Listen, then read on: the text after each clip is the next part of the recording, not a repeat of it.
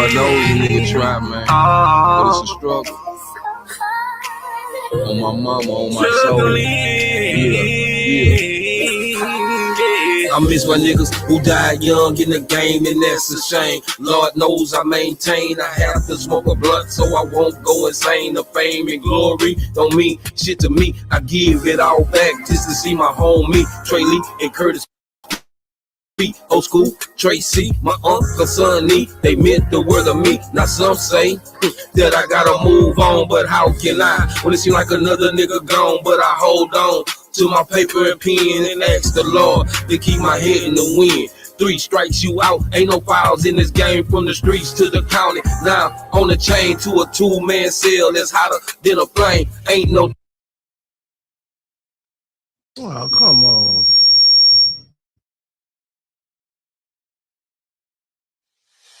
I've been fighting my worst demons. Know what I'm saying? Too real. Hobo. Monkey man. Lord knows a nigga try, man, but it's a struggle. On my mama, on my soul. I miss my niggas who died young in the game, and that's a shame. Lord knows I maintain. I have to smoke a blunt so I won't go insane. The fame and glory don't mean shit to me. I give it all back just to see my homie Trey Lee and Curtis P. Old school, Tracy, my uncle Sonny, they meant the world of me. Now some say that I gotta move on, but how can I when it seems like another nigga gone? But I hold on to my paper and pen and ask the Lord to keep my head in the wind. 3 strikes you out, ain't no files in this game, from the streets to the county. Now on the chain to a 2-man cell that's hotter than a flame. Ain't no thing to see a nigga die. That's every day, 24/7, 365. Fight.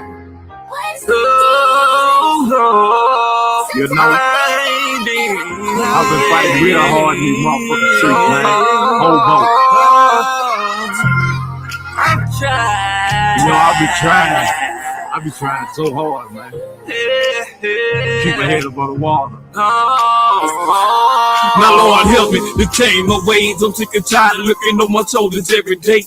So many things, Lord, I know I done wrong. Sometimes it seems like I just can't seem to hold on. And these hating ass niggas, yeah, they hate to see me rise. That's why I do what I do, and I just keep getting hot. You can see it in my eyes. I'm tired of the jealousness and envy, knowing that it be the closest niggas to me. Now tell me, Lord, is there a better way? Don't want to live like this here for the rest of my day. Not poverty and hard time and scared of the bitches. Niggas wanna put me in my grave. I'm tired of digging these ditches. Now tell me, Lord, is there a better? Wait for me, let me know that you're here and you still care for me. It's society, don't give a damn about a nigga. Predators sending us to war just to kill each other. I've been fighting mine. Worst demons. Sometimes it feels like they're a part of me. Lord knows I tried, but it's been so hard for you. It's hard to hear me.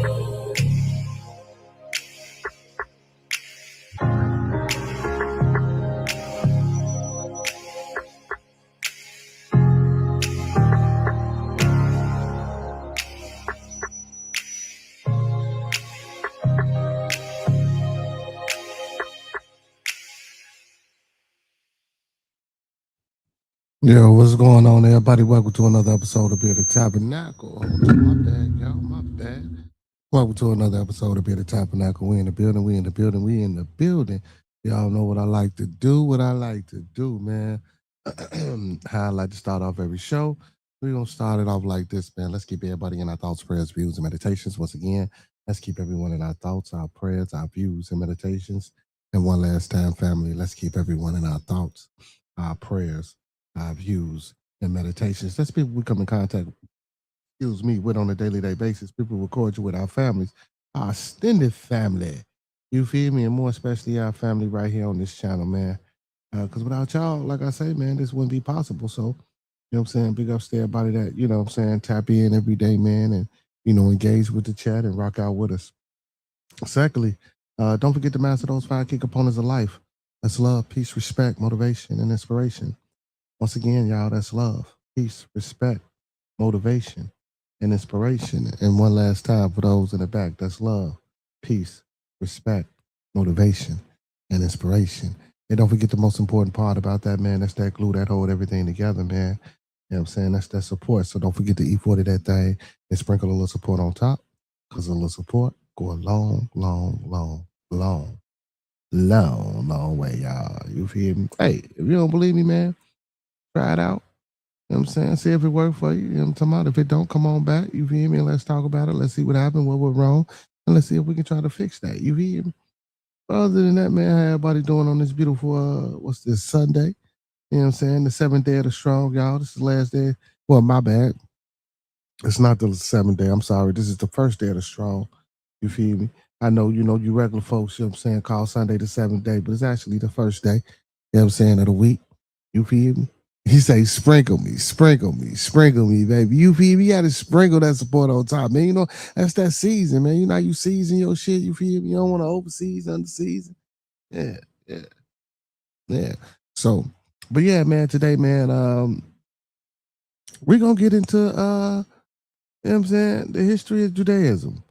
You feel me? We're gonna check out this little video. And listen, I know the people say they like for me to stop and whop the bam. So, you know what I'm saying, I'm gonna do that today. I'm gonna stop and, you know what I'm saying, give my little whop the bam here and there throughout the publication. So listen, what we like to do here on Sundays, man, we like to get into all things theology. You know what I'm saying, all schools of thoughts, you feel me? We like to talk about it, discuss. As of late, I've been playing videos, you know, to try to inform the people and get people more into, you know what I'm saying, what we do here on Sunday versus just talking or hearing, you know what I'm saying, our talking points. But yeah, last week, you know what I'm saying, with the North mythology, I and y'all was right, you know, most people don't know about it. So, you know what I'm saying, me just playing it without giving a little bit of expository information about it. You know what I'm saying, was kind of threw people off. So today we're gonna get into Judaism, the history of the Jews and the Jewish history. You know what I'm saying? So we're gonna get into this little Jewish history document. And let's see if we can unearth any fallacies. And again, not to be contentious, not to be malicious, but you know, this is a learning process. So, you know, we're here to learn, we're here to grow, we're here to have experiences with each other. So, you know, we always want to be positive if we can. You know what I'm saying? Because again, like I say, we're not going against nobody. It's just, you know, what we do. You know what I'm saying? Two wheels in the building, panel security here. We got fanboy in the building. Before we get started with this video and cutting and stopping and listen, while y'all on the panel, man, if you're on the panel, do this. So the video like an hour. So while y'all on the panel, man, if you say stop, if y'all want to get into a particular thing that they say or whatever the case may be, let me know. And we can do this together. I know Fabo, I know you know, you know what I'm saying? I know you know a little few things and you know what I'm saying, but hey, and don't hesitate, man. If you hear some shit that's suspicious, if you hear some shit that you think ain't correct, or if you want to interject and throw your own little shit in there, just let me know. And we most definitely will get to it. We most definitely will get to it. Two wheels, just panel security. I know panel security in the building. You know what I'm saying? You know, and listen, this is not to disrespect. This is not to undermine. This is not to go ahead and talk about anybody's personal belief system. That's not what we're here for, and that's not what we're doing. You know what I'm saying? We're definitely not doing that. So, you know. But your head of security was late. Yeah, man. Hey, man, panel security always late, man. I don't know what the fuck be going on. Security, man. Security always late, man. Yeah, I was on time today, nigga. since you wasn't there too well, I was gonna do a stick up. Yeah, I was on time today, nigga. Yeah, you was. We'll put us at the bottom. But yeah, man, you know, I want to get into this Judaism shit, man, and let's check it out. Cause you know, we always talking about, you know what I'm saying, everybody else, but other than, you know what I'm saying, these folks, you know, these folks is kind of taboo. You know, a lot of people don't, you can't talk about them, but let's check out their history. Let's see what they got going on. Let's see how they came about. You feel me? This is a subject that I do know a little bit about. You feel me? Know a little bit about everything, but you know, it's not like it's um what's like Taoism or Samboism or Hinduism, things like that. Because I really, what I'm saying, I learn when y'all learn, you know what I'm saying? Because those are something that I haven't necessarily attached myself to, you feel me? But yeah, man, let's get into this video, man. Hit that like button as y'all come in. Hit that like button as y'all come in. Don't forget to tap into one of the memberships that we got on the channel. And man, hopefully everybody enjoy themselves. Let's go, man. Let's start this video. Look, listen, and what's crazy is I already know when I start this motherfucking video, man, I already know, man, I'm gonna be pausing like a motherfucker, but maybe not. But excuse me, but before we do go any further, and I do play this video, so I'm gonna let everybody know, man, the thoughts, views, and opinions of Bearded Conversations are the thoughts, views, and opinion of me and my panelists right now. Once again, the thoughts, views, and opinions of Bearded Conversation or Bearded Tabernacle are the thoughts, views, and opinions of me and my panelists right now. We don't mean to hurt, to harm, or to offend. Once again, we don't mean to hurt, to harm, or to offend. This video stream is for informational, educational, and edutainment purposes only. Once again, this video stream is for informational, educational, and edutainment purposes only, with the underlying undertone on edutainment. So we do emphasize and stress edutainment. Please do not take any advice given or any articulation given or anything shown on this video stream for face value without consulting a proper professional that suits your specific needs. Meaning, if I'm playing this video and it's about Judaism, please go talk to a rabbi. Please go talk to someone of the Jewish faith. Don't go talk to no Muslim. Well, listen, and I'm not gonna say that neither because you don't say it, but I would appreciate if you go talk to someone who's actually had experiences in this. Not saying that a person who studies and is not part of the religion or part of the faith couldn't inform you, but a lot of people are biased in how they feel and how they think. You feel me? So if you want to, go straight get information, I would say go straight to the source and then go to the outside things, and then you can start to use your discernment. Then you can start analyzing and doing comparative analysis and putting things together. You feel me? But yeah, man, we don't want y'all, doing none of that. You feel me? So please consult the proper professional that suits your specific needs. Please do your proper work. Please do your due diligence. Please do your proper research, because we don't want you going out here starting on revolts, robbing no banks, telling your boss what he or she could take, how they can turn it sideways, and where to put it, because we do not want you blaming it on Bearded Tabernacle or Bearded Conversation. Now, with that being said, with the disclaimer, let's get into this video and let's learn something. Jews, Hebrews, Israelites, the chosen people. They are known by many names and are one of the oldest people inhabiting the world today.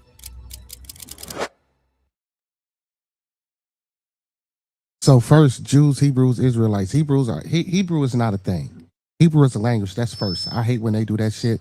In any Masoretic Hebrew is a language. It's not a people. Even when they say Hebrew Israelite, no, you're not a Hebrew Israelite. You're an Israelite. If you're gonna claim it the right way. You're Israelite.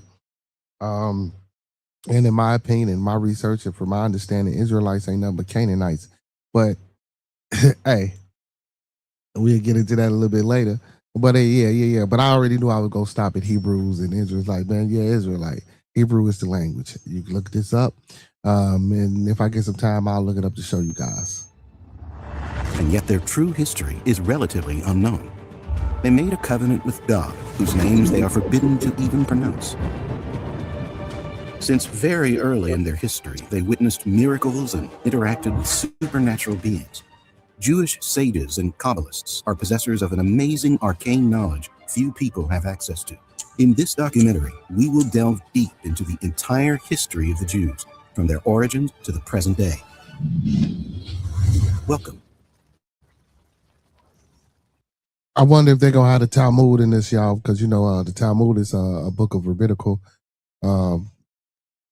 indoctrination. So a group of scholastic rabbis, came together to put together the Talmud. I wonder if they're gonna have it in here. Let's see. In 1896, legendary Egyptologist and archaeologist Sir William Flinders Petrie made an incredible discovery in the sands of Thebes, Egypt. He and his team uncovered a 10-foot-high black granite slab, completely covered in hieroglyphic scripture and drawings. It was a celebratory inscription made by Pharaoh Merneptah, who... So, and hold on. So they found a 10-foot slab with hieroglyphs, right? And they finna. So I don't know if they finna make the correlation to it being Jewish, or whatever the case may be. But we're gonna check it out because they do say that the people of Egypt, held the Jewish people in captive. And Moses was supposed to went up there, man, told God, what am I gonna tell Pharaoh? He told him, tell him, who sent me, say, tell him I am that I am. He's supposed to go to Pharaoh, free his peoples, part the Red Sea. I'm skipping things. Because I do want to play the video, but I'm pretty sure, you guys know the story of that and the Jews being in persecution. And that's the reason. And that's the reason why they was out in the wilderness for 40 years and all that shit. Let's carry on. Ruled Egypt between 1213 and 1203 BCE. Most of the Merneptah stele describes his victory against the Libyan invaders who threatened his reign and his predecessors, Ramesses the Great. Libya was known at the time as the land of the 9 bows because they were unbeatable in ranged combat. Merneptah, however, crushed them. Also, another thing to note, it hasn't been proven yet, but scholars tend and want to believe, and it's a crazy, I'm not going to say crazy, but it's a theory or it's a hypothesis going around that Ramses, one of the Ramses could have possibly been Moses, and that, a lot of the biblical names were changed or reformulated, but you can actually, if you do the research and history of the lineage, you can actually place those biblical names in Egypt and make reference to, those biblical names being Egyptian people. By attacking from all sides with loose, fast cavalry. Egyptians were known for disliking empty spaces, so at the end of the stele, when the Libyan campaign description was finished, the royal scribe added a few lines detailing another, minor campaign by Pharaoh Merneptah, this time to Canaan. The stele reads, "The princes are prostrate, saying peace. No one raises his head among the 9 bows. Desolation is for Tekenu. Hatti is pacified. Plundered is the Canaan with every evil. Carried off is Askaluni, seized upon." Plunders to Canaan of every evil. I'm trying to tell y'all, these so-called Israelites are the people of Canaan. People don't want to agree with it. People don't want to, man, if you do your digging and you do your real history and your real research, that's where it comes from. The Jewish people of the day, like the Khazar Jews and the other different variation of Jews that you see, they that color not only be through admixture, but through conquering and admixture, not just straight admixture. We ain't just crossing, we just traveling and we seeing people and we follow. No. Motherfuckers just coming through all throughout time. The coast of the continent of Africa, Al-Kebilan rather, was attacked. Always at the northern borders or the coastal borders, even from the Americas. It was always around the coast and around the, around those lines where the attackers were coming from, especially the Hyksos. The Hyksos or Habaru is where they try to tell you the word Hebrew comes from, but that's not true as well. They're more of a and I hate to say the Middle East, but you guys know the Middle East, but I consider the Middle East as Africa as well, or I consider the Middle East as being part of the continent of Kebalan as well, but a lot of people would disagree. That's why you find a lot of Arabs or people, that's in that region, that geographical region. They'll tell you they're descendants of Asia versus being descendants of Africa. And then, this is where you get the Asiatic black men because, at one point in time, the Nation of Islam and also the Muslim faith or the Mohammedan faith believe that, the whole world, or, we call it a Pangea, but it was once called Asia. You feel me? But we'll get into that a little bit later too. You know what I'm saying? But let's get to it. Is Gezer. Yanon is made non-existent. Israel is laid waste. Its seed is no more. Kaharu has become a widow because of Egypt. All lands together are pacified. Everyone who was restless has been found. One name stands out among the others. This is in fact the first attestation of the name Israel. It is clear that they were well-established neighbors to Egypt, and even more, a palpable threat to their power. Otherwise, they would not even be named in such an important royal document. More interesting is the fact that the first known mention of the people of Israel describes precisely their defeat. The stele claims its seed is no more, implying that Egypt killed every last one of the Israeli men. And perhaps they thought they did, but somehow the people of Israel managed to survive and build an impressive heritage. As we will see throughout this video, this theme of destruction, survival, and resurrection will become common in Jewish history. Now, before we continue, we must address a common historical misconception.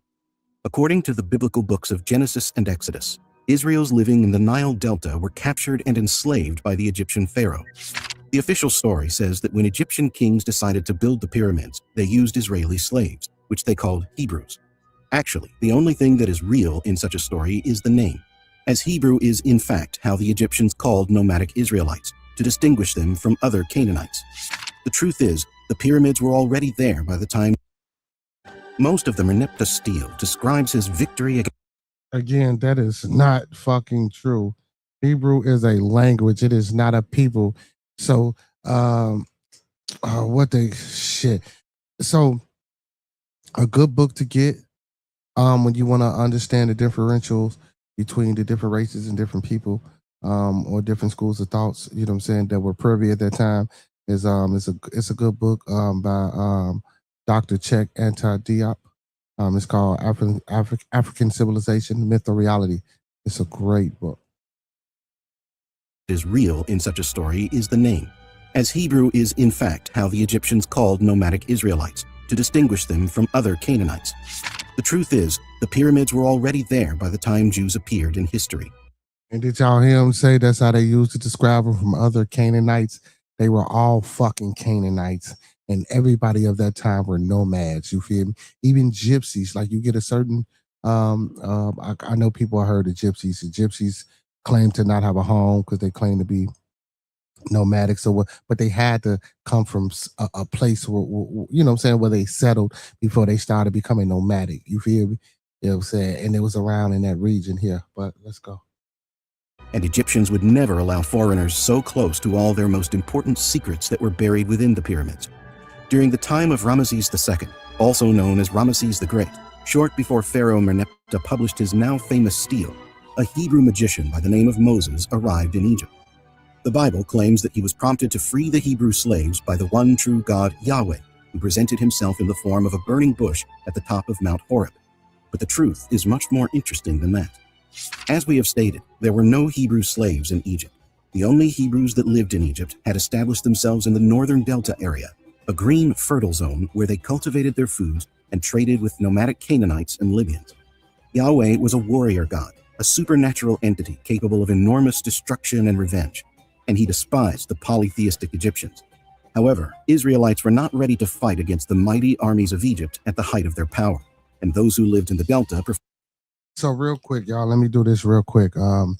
So it's now again, you know, a lot of things have changed, a bit reframed, but I'm gonna give y'all this quick little Google shit real quick. So I asked it. So Hebrew is both. Historically, it is the ancient Semitic language of the Jewish people. This is why I'm saying Hebrew is a language. It is not the people. But I guess this is simple about them saying both. I guess because it's the language of the people. So you could say Hebrew is the people. I get it, but no, Hebrew is a language, which it is now the official language of modern Israel. Hebrew is also the ethnonym used historically to describe the ancient Israelite people themselves. You know what I'm saying? So and so basically they were describing them by their dialect, their tongue of what they spoke. So it's not actually a people, it's not actually a description. They're actually calling them by the language that they spoke because they spoke a different language than the other Canaanites. So it's to differentiate. I'm sorry. Here's how the term breaks down. The language of Hebrew belongs to the Afro-Asiatic language. Now listen to this. Listen to this shit. See, and these things are important. And I got y'all. I see why we you know what I'm saying, we're just talking. So if Hebrew belongs to an Afro-Asiatic language, why the fuck don't the Hebrews of the day? I'm sorry, look, y'all gotta be saying Hebrew. Why the small hats of the day don't look nothing Afrocentric about them? So Afrocentric language. Hebrew belongs to the Afro-Asiatic, language family. And is the language in which the Hebrew Bible, the Tanakh, is written. So the Tanakh is just like the Torah, which is the first 5 books of the Bible. The New Testament is not considered the Tanakh, for those that, you know what I'm saying, don't know. And the we're not going to get into the Septuagint. We're not going to even go there. So after evolving into various dialects, see, this is what I'm saying. This is why they use Hebrew as a description for the language. It's not really a people. So when they say Hebrew, it was just describing what they spoke or that particular language which still sounds like classism and racism even back in the day. You feel me? Because you're separating the people from their tongue and their dialect. But I digress on that point. So after evolving into various dialects and serving primary as a liturgical language for centuries, it was revived as the spoken tongue in the late 19th and early 20th century. Today, it is spoken approximately by 9 million people. The people historically that turn Hebrew Israelite, because that's what people say, I'm a Hebrew Israelite, instead of just saying I'm an Israelite, because if you're an Israelite, you speak Hebrew. So that's why it's kind of an oxymoron. And Jew, and see, now here we go. Now they're separating Hebrew Israelite and Jew. And that's what I want to get. Hopefully, I don't know if this video gonna get into the separation between Hebrew Israelites and a Jew. And maybe we'll do that next week if I can find something on it. We're often used interchangeably. So listen. Historically, the terms Hebrew Israelite and Jew were often used interchangeably, but you can't because we have Black Hebrew, so-called Hebrew Israelites, and now they don't even call themselves Hebrew Israelites anymore. They call themselves fucking Israelites. But so they were used interchangeably. So now this is how we can say this shit got took, this shit got stolen. Because even when you read the Bible and you see these stories that Hollywood put on TV, you know, we just read that it was an Afro-Asiatic language that's not spoken by nobody Afro or fucking Asiatic. I mean, and that's the truth. You watch any movie or any historical person or anybody that want to come up here and give you the Bible. Now, of course, you're going to get some people that say, no. But yeah, man, those people in that book, and when they put it in Charleston Heston is not Moses, man. That's some old dark-skinned individual. So, ancient Hebrews were the ancestors of modern, listen to this, ancient Hebrews were the ancestors of modern Jewish people, and modern English Hebrew always often refers to the language itself, while Jewish or Jew refers to the people and their ethnicity and religion. See, now, how can the Jewish people relate? See, and this is the trick, bro, and this is the foolery, and this is the fuckery, and this is the indoctrination. How can Jewish have ancestors of a motherfucker that don't look like them?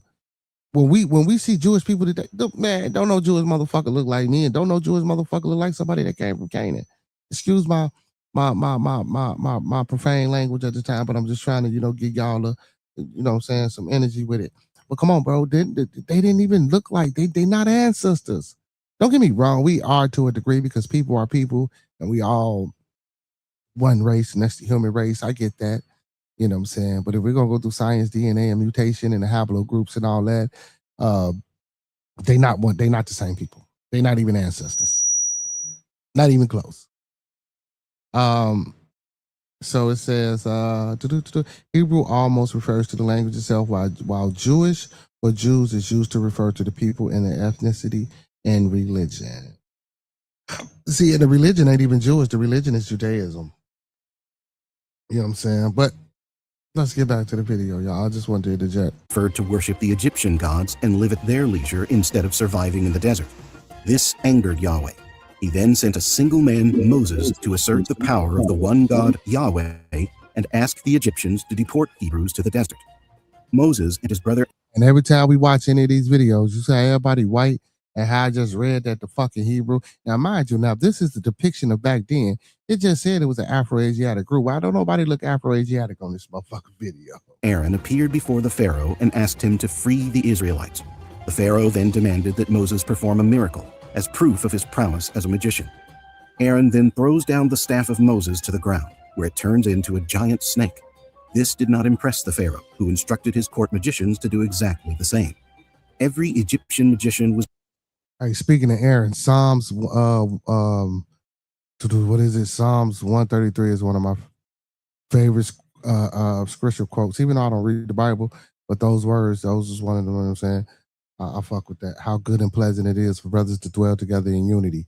it is like a precious ointment. Like that's dope. Like outside of the Bible shit, like if you really take some of that shit and just apply it to your life without saying it's a God or Jesus or Moses, like those words, you feel me? Like you can kind of relate just with any book or with anything. You know what I'm saying? If you have experiences and you live it, you can kind of relate to a lot of this shit. Easily able to summon a snake out of thin air, but then Moses' snake devoured the others. The Pharaoh considered this to be an insolence, and so he threw both Moses and Aaron out of his palace. Moses then goes back into the desert and relates what happened in Egypt to Yahweh, who then takes matters into his hands. He made Moses return to Egypt to ask the Pharaoh to free the Israelites.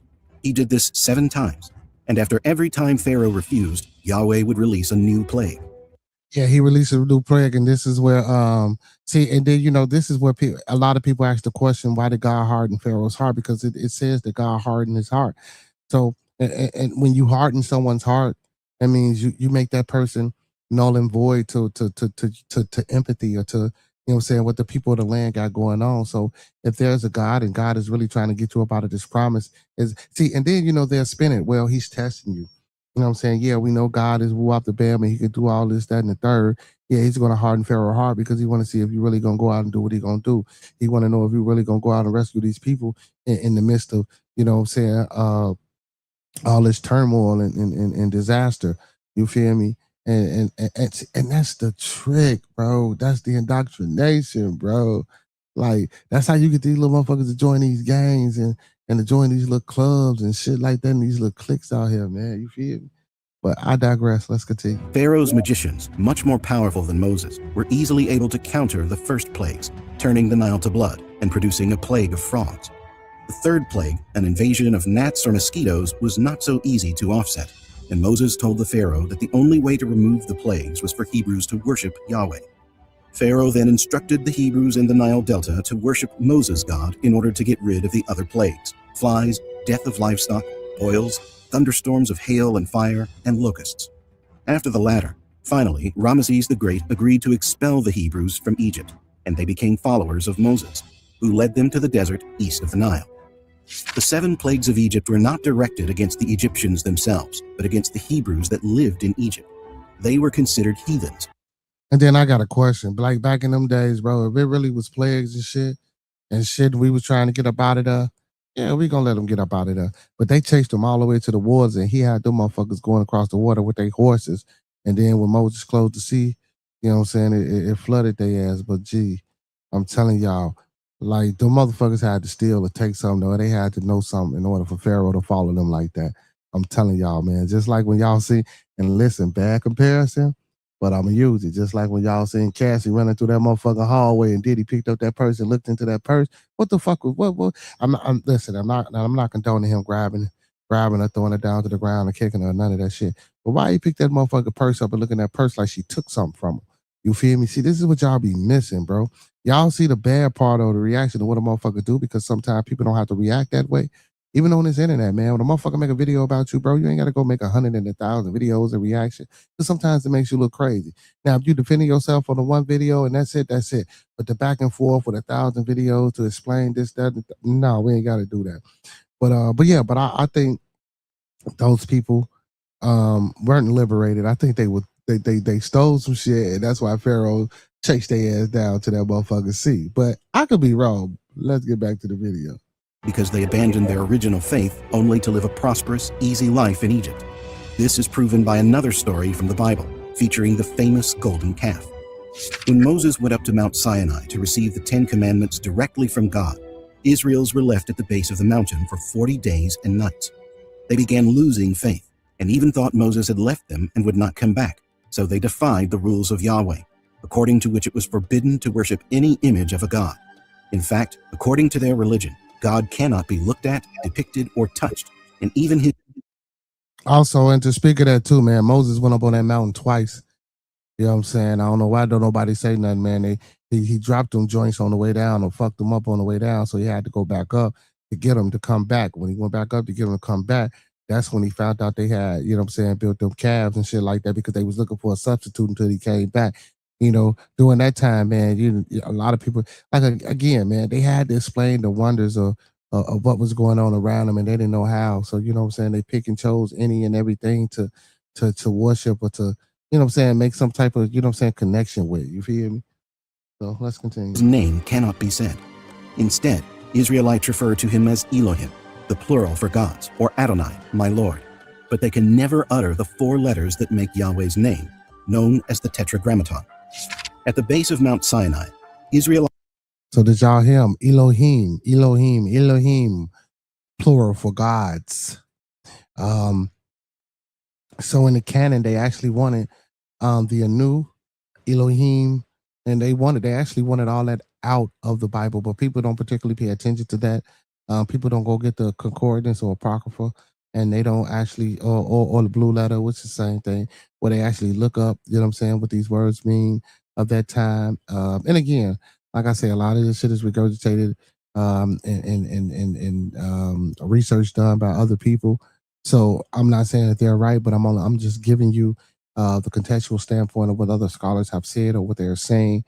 You know what I'm saying? That sometimes seem a little troubling, you know? Let's carry on. gathered all their golden rings and earrings, melted them, and made Aaron build an image of a calf. The bull is a very common deity in Egypt, named Apis. Apis was a god of the underworld, but also of fertility. And since many Hebrews had lived in Egypt and were worried about finding food in the desert, it was only natural that they turned to Apis for help, offering him sacrifices and burnt offerings. At the same time, Moses was up on the mountain, speaking to God. He gave him 2 tablets made of stone, and in each of them engraved 5 commandments, 10 in total. These were the main laws every Hebrew needed to obey if they wanted to please Yahweh.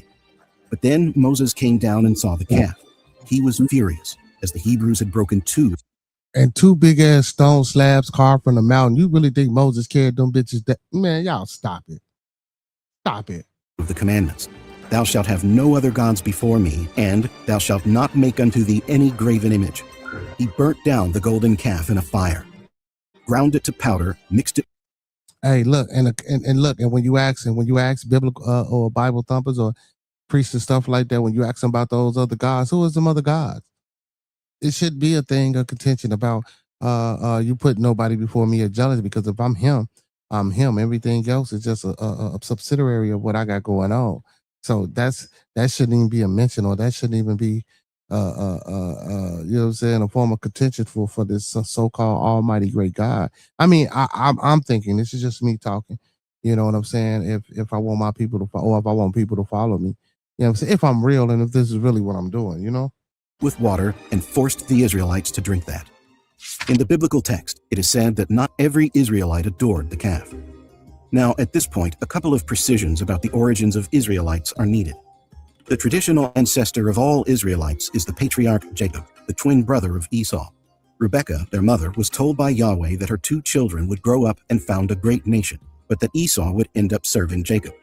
Esau founded Edom, and Jacob changed his name to Israel after meeting a mysterious stranger, an ancient astronaut who seemed to know all the secrets of the land. This was not the only meeting with extraterrestrial beings Jacob had. When he fled from his home in fear of his brother and sought refuge in Mesopotamia, he had a dream in which he was able to see a strange device that connected Earth and space. Not knowing a better... Now, is it an ancient astronaut, or is it an angel? Now they going a little bit too far. Now they putting a little crackery in it, but we go rock with it. Word for this transportation machine, he called it a ladder, and he could see extraterrestrials, which he deemed angels, traveling between Earth and the skies. This is where he met Yahweh himself. Yahweh descended to earth to tell Jacob that he had made a covenant with his grandfather Abraham. He promised Jacob that his people would rule the land of Canaan, provided he had many children to occupy it. So Jacob had 13 children and established himself in Egypt with some of them, but others dispersed around the north of Africa and Asia. His children each formed an independent tribe or extended family. However, the biblical story names only 12 tribes of Israel, and there has been speculation as to what happened to the lost 13th tribe. We will return to this topic later. The Bible is full of stories about people whose lives were incredibly long, and suggestively, all of these people had encounters with extraterrestrial beings. Jacob died in Egypt at the age of 147. This happened 500 years before Moses came to rescue the Hebrews from Egypt. Now, going back to Mount Sinai and the golden calf, it is said that only one of the tribes, called the Levites because they descended from one of Jacob's sons named Levi, refused to worship the golden calf. They were thus spared by Moses, but he unleashed his wrath against the rest of the tribes, murdering between 3,000 and 23,000 Jews that same night. From that night on, and only because Israelites engaged in the religious rites they had known for centuries, their whole generation was banned from entering the Promised Land. Only after they were all dead, their children could finally establish themselves in Canaan, the land of honey and milk. Also, from that point onwards, only members from the tribe of Levi could be considered Jewish priests. Now, who was this vengeful, incredibly cruel, and destructive God, Yahweh? Thanks to the work of historians, theologians, and archaeologists, we have come to learn a lot about religions in the ancient Near East. There is one exception, however. His name is shrouded in mystery, as it does not belong to any spoken language at the time.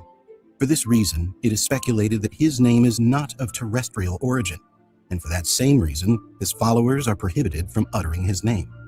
Not only this, Yahweh never disclosed his name to Jacob or Abraham.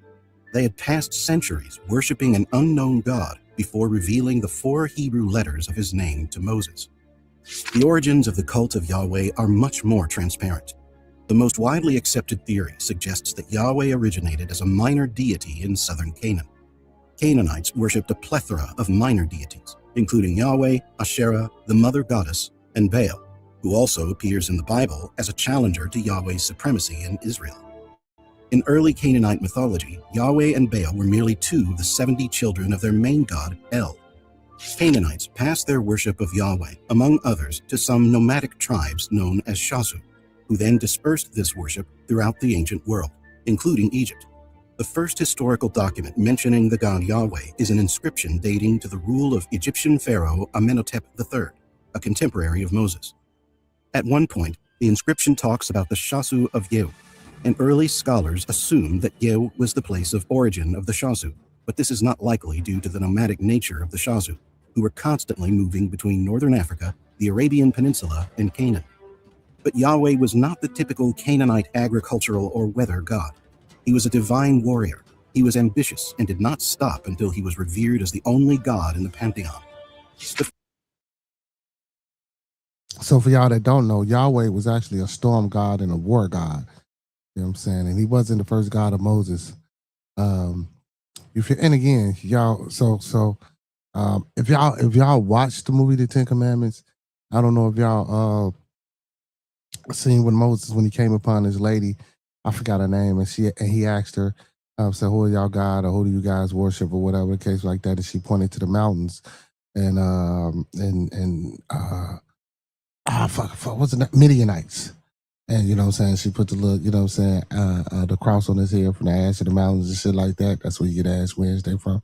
And again, that's why I tell y'all Catholicism was here way before Christianity.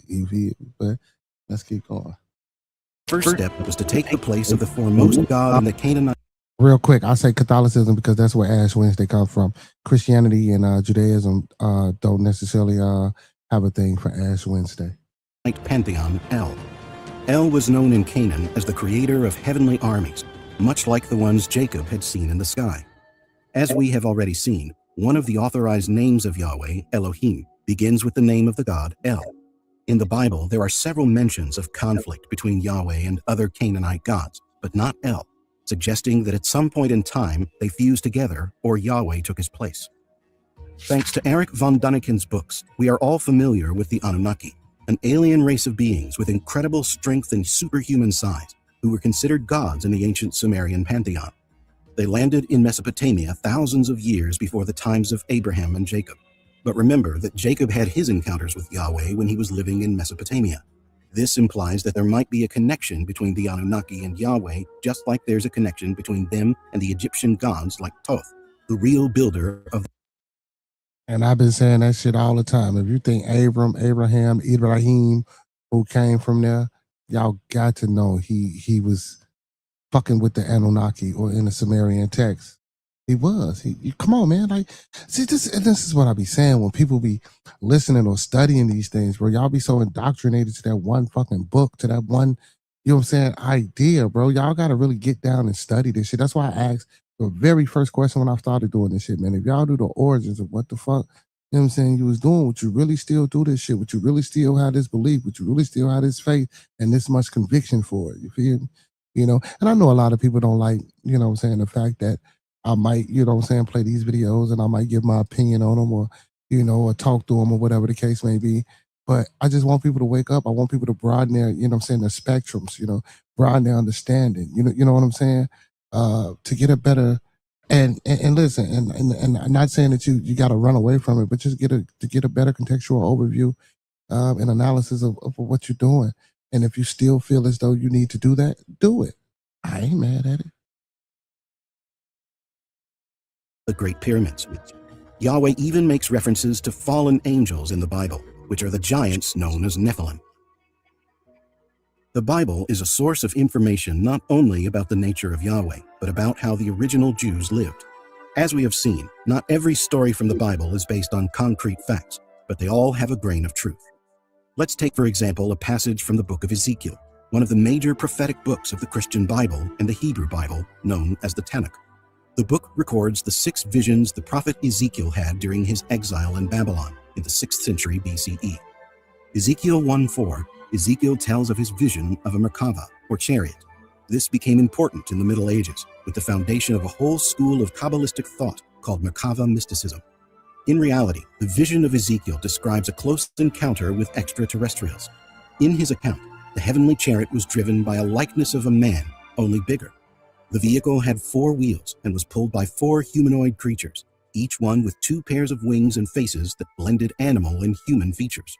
This was actually a spaceship, a vehicle ancient astronauts used to travel from and to the Earth.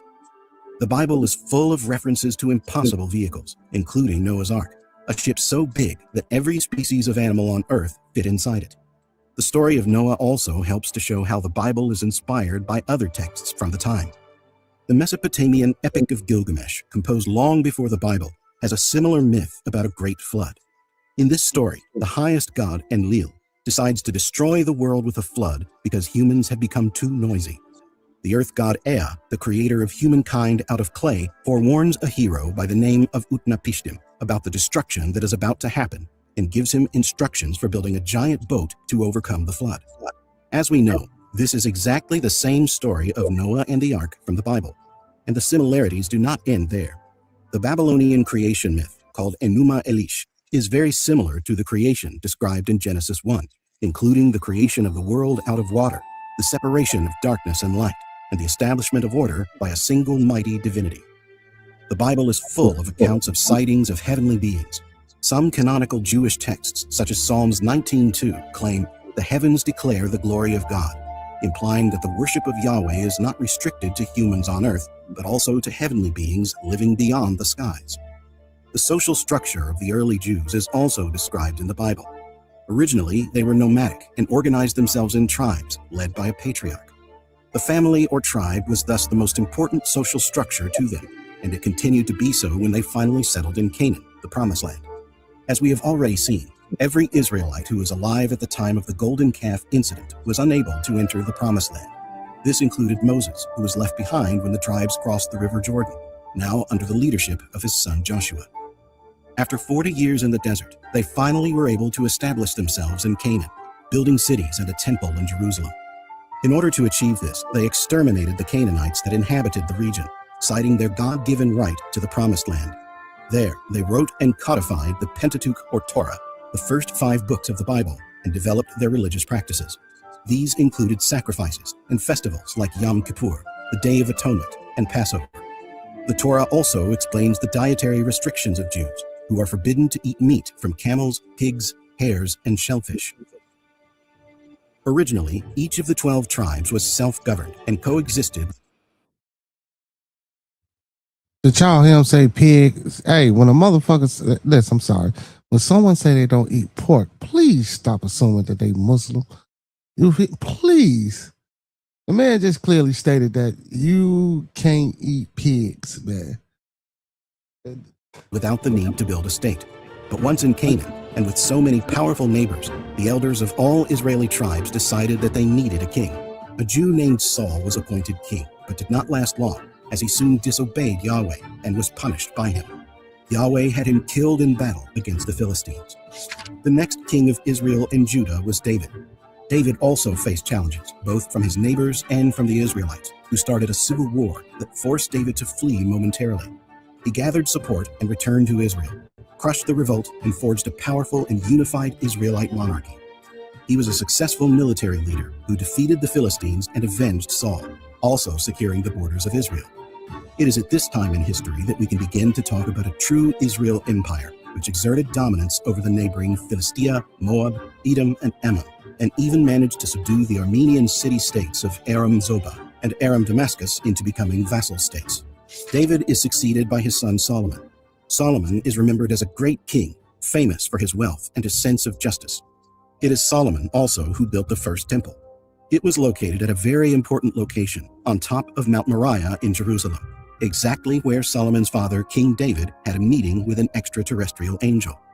The Temple of Solomon was the first embodiment of the arcane knowledge passed on for generations that the Israelites had been given directly by Yahweh. This is why many scientists and researchers have carefully studied what each part of the temple meant. The Book of Kings describes in detail how the Temple of Solomon was built. The entrance to the temple was supported by two sturdy columns or pillars. The right one was called Jachin, meaning he establishes, and the left one was named Boaz, in his strength. These embodied the duality of all the cosmos, and in medieval tarot cards, one can see that the high priestess is surrounded by two columns, one with the letter B and one with the letter J. Apart from the duality expressed in the columns, the temple was divided into three, because 3 was considered the number of God, perfection, harmony, and wisdom. The first part was a great court with an altar for burnt offerings, where the people of Israel assembled to worship God. This part of the temple was public. Then there was the holy place, which consisted of an enclosed room with a golden candlestick, a golden altar for incense table. This room was not public, but was open to Israelites when the priests officiated ceremonies. Finally, there was the Holy of Holies, forbidden to everyone but the high priest once a year. Inside this mysterious room, there rested the Kapparat, or mercy seat, which was the gold lid placed over the Ark of the Covenant. It featured 2 gold cherubim at the ends, symbolizing the space in which Yahweh appeared and dwelled. This was connected with the rituals of Yom Kippur, which was the only day in the year when the Holy of the Holies could be accessed. Solomon also went on to rebuild numerous significant cities that had been destroyed, including Megiddo, Hazor, and Gezer. Unfortunately, when he died around 926 BCE, the tension between the tribes of Israel transformed into another civil war. Solomon's successor was his son Rehoboam, who could not prevent the unified monarchy from splitting into 2 kingdoms, the northern kingdom of Israel and the southern kingdom of Judah, with Jerusalem as its capital. Separated and under no strong leadership, the kingdom of Israel was conquered in 722 BCE by the Neo-Assyrian Empire. The kingdom of Judah managed to resist for a century, but in 586 BCE was finally defeated by the Neo-Babylonian Empire, and all the Israelites were enslaved. After winning the Battle of Carchemish against the Egyptians, Babylonians under King Nebuchadnezzar became the most important empire in the ancient world. Easily defeating the fragile kingdom of Judah, Nebuchadnezzar chose to impose tribute on the Jews, which they did for 3 years. After that, the Israelites revolted against Babylonia in what came to be known as the Jewish-Babylonian War, which lasted from 601 to 586 BCE. During this time, Jerusalem was sieged at least 2 times, and finally, the Babylonian army entered the city, enslaved the population, and destroyed Solomon's temple. Nebuchadnezzar II destroyed Jerusalem in his 18th year of reign, or 587 BCE. 5 years later, the king deported all the Jews to Babylonia's capital city.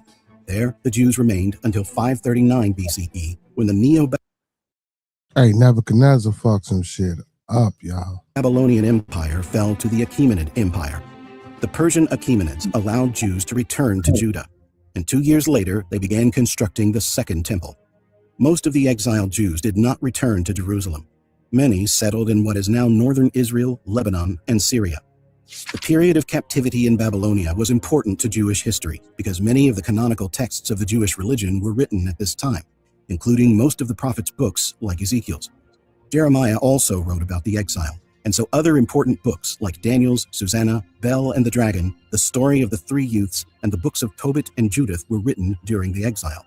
Finally, the definitive redaction of the Pentateuch was done in the Persian period after the exile. The Book of Lamentations is dedicated entirely to the Babylonian captivity. Also, So where's a lot of these books and shit at now? So importantly, it was during this period that the Hebrew alphabet was adopted and the Torah was redacted. As there was no central temple in which to gather, private practices based on the Torah became common, and many of the sacred rites of modern Judaism started during the exile in Babylon. In fact, it can be claimed that this is precisely when the Jewish religion started.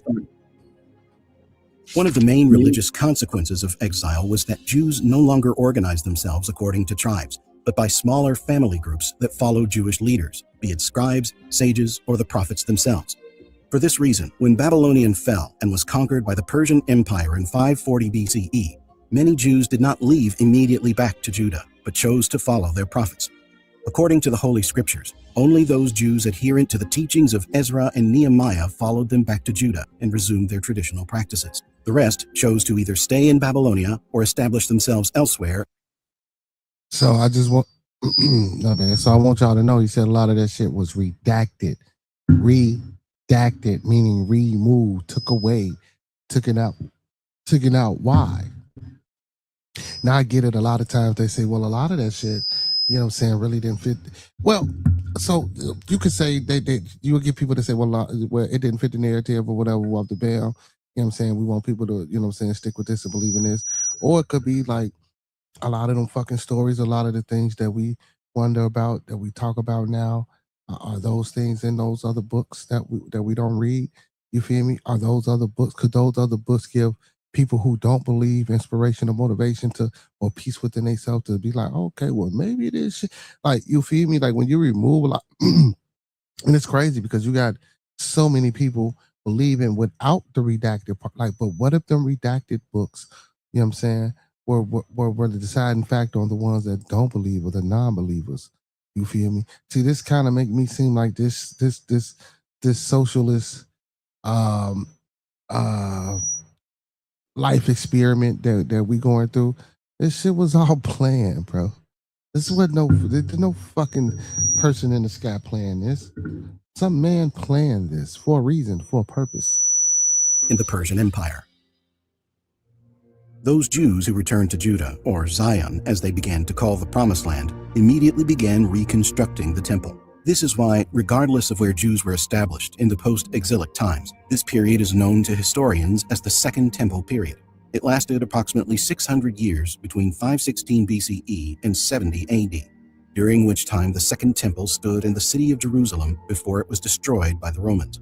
This was a highly conflictive period in which the Kingdom of Judah enjoyed certain freedom only to be later annexed to the Hellenistic Empire, the Ptolemaic Kingdom, the Seleucid Empire, and Rome. Soon after the conquest, Persian King Cyrus the Great issued a law known as the Edict of Cyrus, in which he encouraged exiles of different origins to return to their homelands. The edict also stipulated that the Jerusalem area would be made an autonomous province within the Achaemenid Empire, but governed by the Jews. Those Jews who returned to their homeland were even offered help rebuilding the temple, which they did not reject. The Persian era laid the foundations for the unified Judaic religion and the beginning of a scriptural canon. The final Torah, which had been redacted during the exile, was finished during the Persian period. It was the prophet Ezra who had a pivotal role in its promulgation. At first, then, Jerusalem was constructed, and while the temple was finished, it did not have the same significance and importance as it did in the times of Solomon. In 332 BCE, the Persian Empire was conquered by the Macedonian armies of Alexander the Great. Alexander did not stay long in any of his possessions, but continued conquering lands until he reached the Indus River. After turning back, he died in Babylon under mysterious circumstances at the age of 32. After his death, his generals divided the empire among themselves, and Judea became a frontier region between the Seleucid Empire and Ptolemaic Egypt. Judea was considered a vassal state to the Ptolemies, and the governance of the region was left to the hereditary office of the high priest of Israel. This period of relative peace between 301 and 219 BCE saw the rise of Hellenistic Judaism, a syncretism that had started among the Jewish diaspora at Alexandria and later spread to Judea and Antioch. During this period, the Hebrew Bible was translated from Hebrew and Aramaic to Koine Greek. This helped disseminate the traditions of Judaism among Jews from Alexandria and other parts of the Hellenistic kingdoms who had lost the ability to speak Hebrew or Aramaic. The importance of Jewish religious leaders also grew during this period. Jewish leaders were perceived by other empires as valuable allies, and for this reason, when the Seleucid king Antiochus III captured the Judea region for the Seleucid Empire, he made efforts to protect Jewish culture and Jewish institutions. However, this was not the case with the Roman Empire, who considered Jews just an ignorant people who worshipped only one god. After Pompey's conquest of Judea in 63 BCE, he let the local leader Hyrcanus II keep his role. However, in practice, he did not have any power, and the whole region was governed by a Roman official named Antipater. When Julius Caesar's civil war broke out back in Rome, he attempted to install one of his own men on the throne of Judea. However, Pompey, the conqueror... Real quick, for those that don't know what we're doing, man, we going over Judaism. We getting into the history of Judaism, and things like that. You feel me? So when things like that, well, we getting into the history of Judaism. You know what I'm saying? How they started, where they come from, and shit like that. So, man, hit that like button if y'all in the chat, man. Stick out. We almost through. And again, man, if y'all got any questions, anything y'all would like to add to the video, if you hear some shit that sound, you know what I'm saying, kind of alarming to you, hey, let me know and we'll get to it. Emperor of Judea poisoned his candidate and beheaded his son, keeping the throne of Judea for himself and his sons Phasael and Herod. Herod was appointed king of the Jews by the Senate of Rome in the year 37 BCE. His rule was known for its cruelty and tyranny. Herod's rule was despotic, and he sought to suppress any manifestation of discontent by the population, especially Jews. His secret police was infamous for monitoring and reporting the feelings of the inhabitants directly Hey to man, him. I'm still with you, man. I ain't going Viciously nowhere. punished, and his opponents were frequently killed. According to Flavius Josephus, a Jewish historian, Herod had a bodyguard of 2,000 soldiers. One of the most infamous facts of his reign was the so-called Massacre of the Innocents, which is told in the Gospel of Matthew. According to Matthew, Herod ordered the execution of all male children who were 2 years old and under in or near Bethlehem. This story has not been confirmed by other sources, especially by Flavius Josephus, prompting current scholars to doubt its truth. It was precisely in the Roman province of Judea that the most well-known Jew of all time was born. Jesus of Nazareth, later known as Jesus Christ, was a young carpenter and magician native to Galilee who achieved the status of a god thanks to his deeds and miracles. Magi or So now here we go. Did they just call Jesus a magician, y'all? They said he was a young carpenter and a magician. I could have sworn I just heard young carpenter and a magician. So let me tell y'all something. A lot of people don't damn. A lot of people don't know this, but I'm gonna speak towards the magician part. You know, it's a secret order of magicians as well. But magic, so-called magic, or what is magic? See, and then, you know, when we talk about words, our spells and incantations and things of that nature, and spirits and rituals and stuff like that, you know, all that shit is magic. All that shit is considered magic. How do we get the correlation or the cross mix between magic and religion, or so-called spiritual or metaphysical belief? Even with the philosopher's stone, you know what I'm saying, coming up with the correct chemicals to turn any base metal or any base material, period, into gold. But anyway. But even the Egyptians used magic. Even the Sumerians used magic. Or I don't want to say so we can say magic, but I believe that the inception of that time was that a particular person understood something that the masses didn't understand. They didn't quite understand it, but they knew how to observe it and to recreate it, or, you know, they knew when a certain thing was going to happen, and they knew when to react. You know, just like even with the splitting of the Red Sea. Back then, I forgot what it's called, but when the wind comes in, you know, the wind can blow so hard that it can actually separate, you know what I'm saying, the waters then, and people can hurry up and scurry through, and you got a certain amount of time before that wind, you know what I'm saying, stop pushing that water. And this is an actual truth. This shit happens. You know what I'm saying? It's not. It don't happen like it's some shit we, you know what I'm saying, every so often. No, this is a rare event, just like when we see comets and shit in the sky. Even though through technology shit, the comets is always in the sky. But this event with the wind blowing the water, I forgot what it's called, bro, to where you can walk on sea level and cross to see or some shit like that, especially if it's a short distance. You know what I'm saying? I got to go back and see where they cross at the Red Sea and what bank or where did they come up on and stuff like that, to give a little bit more correlation and understanding for me before I can relate it back to y'all. But yeah, but like magic has always been in play, bro. Or like I say, one person that figured some shit out that somebody else didn't figure it out, and they knew how to push it on the people. You feel me? And again, if I listen, and for a motherfucker to see something they ain't never seen before, yeah. But Jesus was a magician, huh, y'all? That's crazy. Hold on, let me see if I can take that back just a tad bit. Let's go. In or near Bethlehem. This story has not been confirmed by other sources, especially by Flavius Josephus, prompting current scholars to doubt its truth.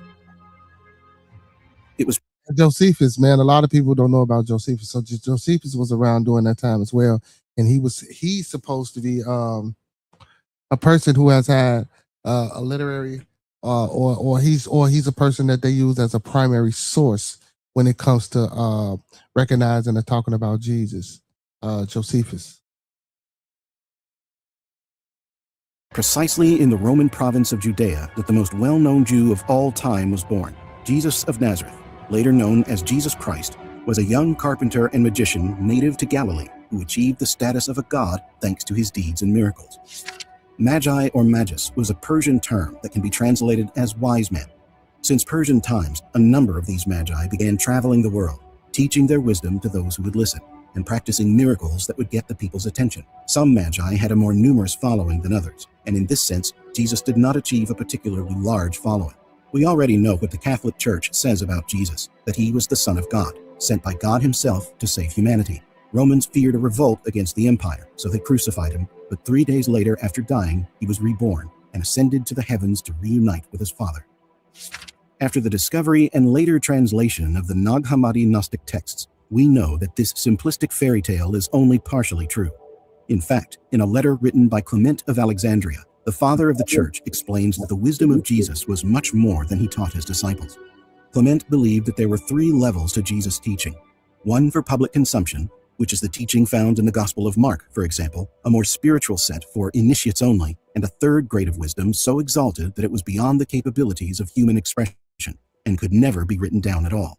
This last level was strictly reserved for the highest graduates and passed on orally. For this reason, we may never know what Jesus had to teach. This 3-level structure is reminiscent of the 3 different spaces in Solomon's temple. In fact, there are some people who believe that wood from the columns in Solomon's temple was used in the fabrication of the cross. This claim is impossible to The holies of holies in the sanctum of sanctorum. prove. But what we do know is that Jesus Christ had to be in contact with the same higher beings Solomon met more than 1,000 years before. The Gnostic Gospels found in Nag Hammadi actually point to Jesus having descended from above to reveal the truth to humanity. Gnosis is a hidden knowledge that can only be transmitted through spoken word, and even then, any disciple who wants to receive this truth needs to prepare him or herself for a long time before being able to understand the teaching. Gnostics believed no one could even understand God. He is distant, unknowable. The creator God that we worship on earth is nothing but a lesser, flawed deity. Jesus, then, is not the representative of the true God, not his own flesh. He did not come as a savior, but as a revealer, who tried to show the world how to escape the material prison and reconnect with the inner principle, the divine spark that Gnostics believe is inside every person. In this sense, according to Gnostic teachings, Jesus taught the knowledge of oneself, because only through knowing oneself can one gain knowledge of God. Discovering that inner divine spark is what leads to unity with God. This explains why the Gnostic Gospels show Mary Magdalene in other light than the common biblical tradition. In the Bible, Mary Magdalene is just a background figure, but according to the Gnostic Gospels, she was a close disciple of Jesus. The Gospel of Mary Magdalene even presents her as the recipient of special teachings from Jesus, suggesting a deeper understanding. Gnostics did not make any distinction between men and women. We know what those special teachers was. They both had the inner spark and were equally prepared or unprepared to receive the true wisdom. In the Gospel of Philip, Jesus is even said to have loved Mary Magdalene more than other women, which is confirmed by a fragment found 10 years ago that speaks of Mary Magdalene as Jesus' wife. But Jesus was not the only Jew to be persecuted in Rome. The Romans were accustomed to assimilating conquered peoples into their cultural sphere, so they clashed with the Jewish people who would not betray their strict monotheism. In turn, Roman polytheistic practices and emperor worship were seen as idolatry by Jews, and thus a mortal sin according to the commandments. Following Herod's tyrannical rule, other Romans also treated Jews cruelly, fueling a nationalist sentiment and an increasing resistance against the Roman rule. A political movement known as the Zealots sought to incite the people of the province of Judea to rebel against the Roman Empire and expel it from the Holy Land by force. The Zealots led several uprisings throughout the 1st century AD, and by 66 AD, they became an open major rebellion known to historians as the First Jewish-Roman War. The Roman response was brutal. Jerusalem was sacked, the Second Temple completely destroyed, and thousands of Jews were killed or sold as slaves in the Roman capital. This did not discourage Jews, who decades later initiated a large-scale armed rebellion known for the name of its leader, Simon Bar Kokhba. Following the revolts, the Jewish population in Judea dwindled, with many fleeing or being sold into slavery. This further dispersed the Jewish diaspora throughout the empire. Restrictions on religious practices and discriminatory laws became more common. One of the consequences of these revolts was the emergence of Rabbinic Judaism, which became the unifying force for all the Jewish communities dispersed throughout the Roman Empire. Rabbis were responsible for preserving Jewish law and traditions, even when... Yeah, and that's where the Talmud and shit come in again. When I spoke on the Talmud earlier, excuse me. So now, and it's just the same shit. Like it's basically just what the fuck they did with the Council of Nicaea when they decided to come up with Christianity. You feel me? Just a bunch of they so-called, I don't want to say so-called, but just a bunch of they old motherfucker, old wise men. They gonna come together and these the stories, and this is what we gonna put, and this is what we want the people to. It's the same shit, man. Just regurgitated different times. Same shit. They needed to do so secretly. This gave Jews a sense of identity in the face of Roman dominion. A legacy of complexity. The relationship between Jews and Romans in the empire defied easy categorization. Periods of tolerance coexisted with brutal repression. The legacy is complex, marked by both cooperation and conflict. The Gnostic Gospels, for instance, reflect some of these tensions, with some portraying a more harmonious coexistence, while others hint at Jewish resistance to Roman rule. Paradoxically, the reign of Nero was not negative for Jews. Like his uncle Caligula, Emperor Nero had a reputation for madness and cruelty. Yet an interesting and overlooked aspect of his reign was the relationship between Nero and the Jews. In 62 AD, Nero married a young aristocratic woman named Poppaea Sabina. The ancient sources claim that it was Poppaea who killed Nero's ex-wife, Octavia, and his tutor, the philosopher Seneca. Apparently, she did not dislike Jews, and intervened on 2 separate occasions to prevent her husband from taking action against the Jews. This meant that as long as Nero was emperor, Jews were relatively free and protected. The same Nero was responsible for the Great Fire of Rome in 64 AD.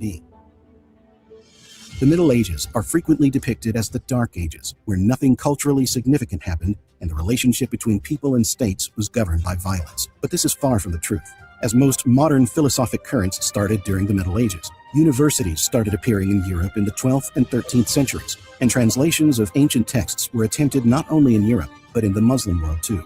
The Middle Ages was the time when Kabbalistic knowledge was developed. This was a branch of Judaism characterized by its esoteric teachings and was later... I ain't gonna lie, y'all. I wondered if they figured out that inbreeding and shit like that. Because damn near every fucking Roman emperor was fucked up.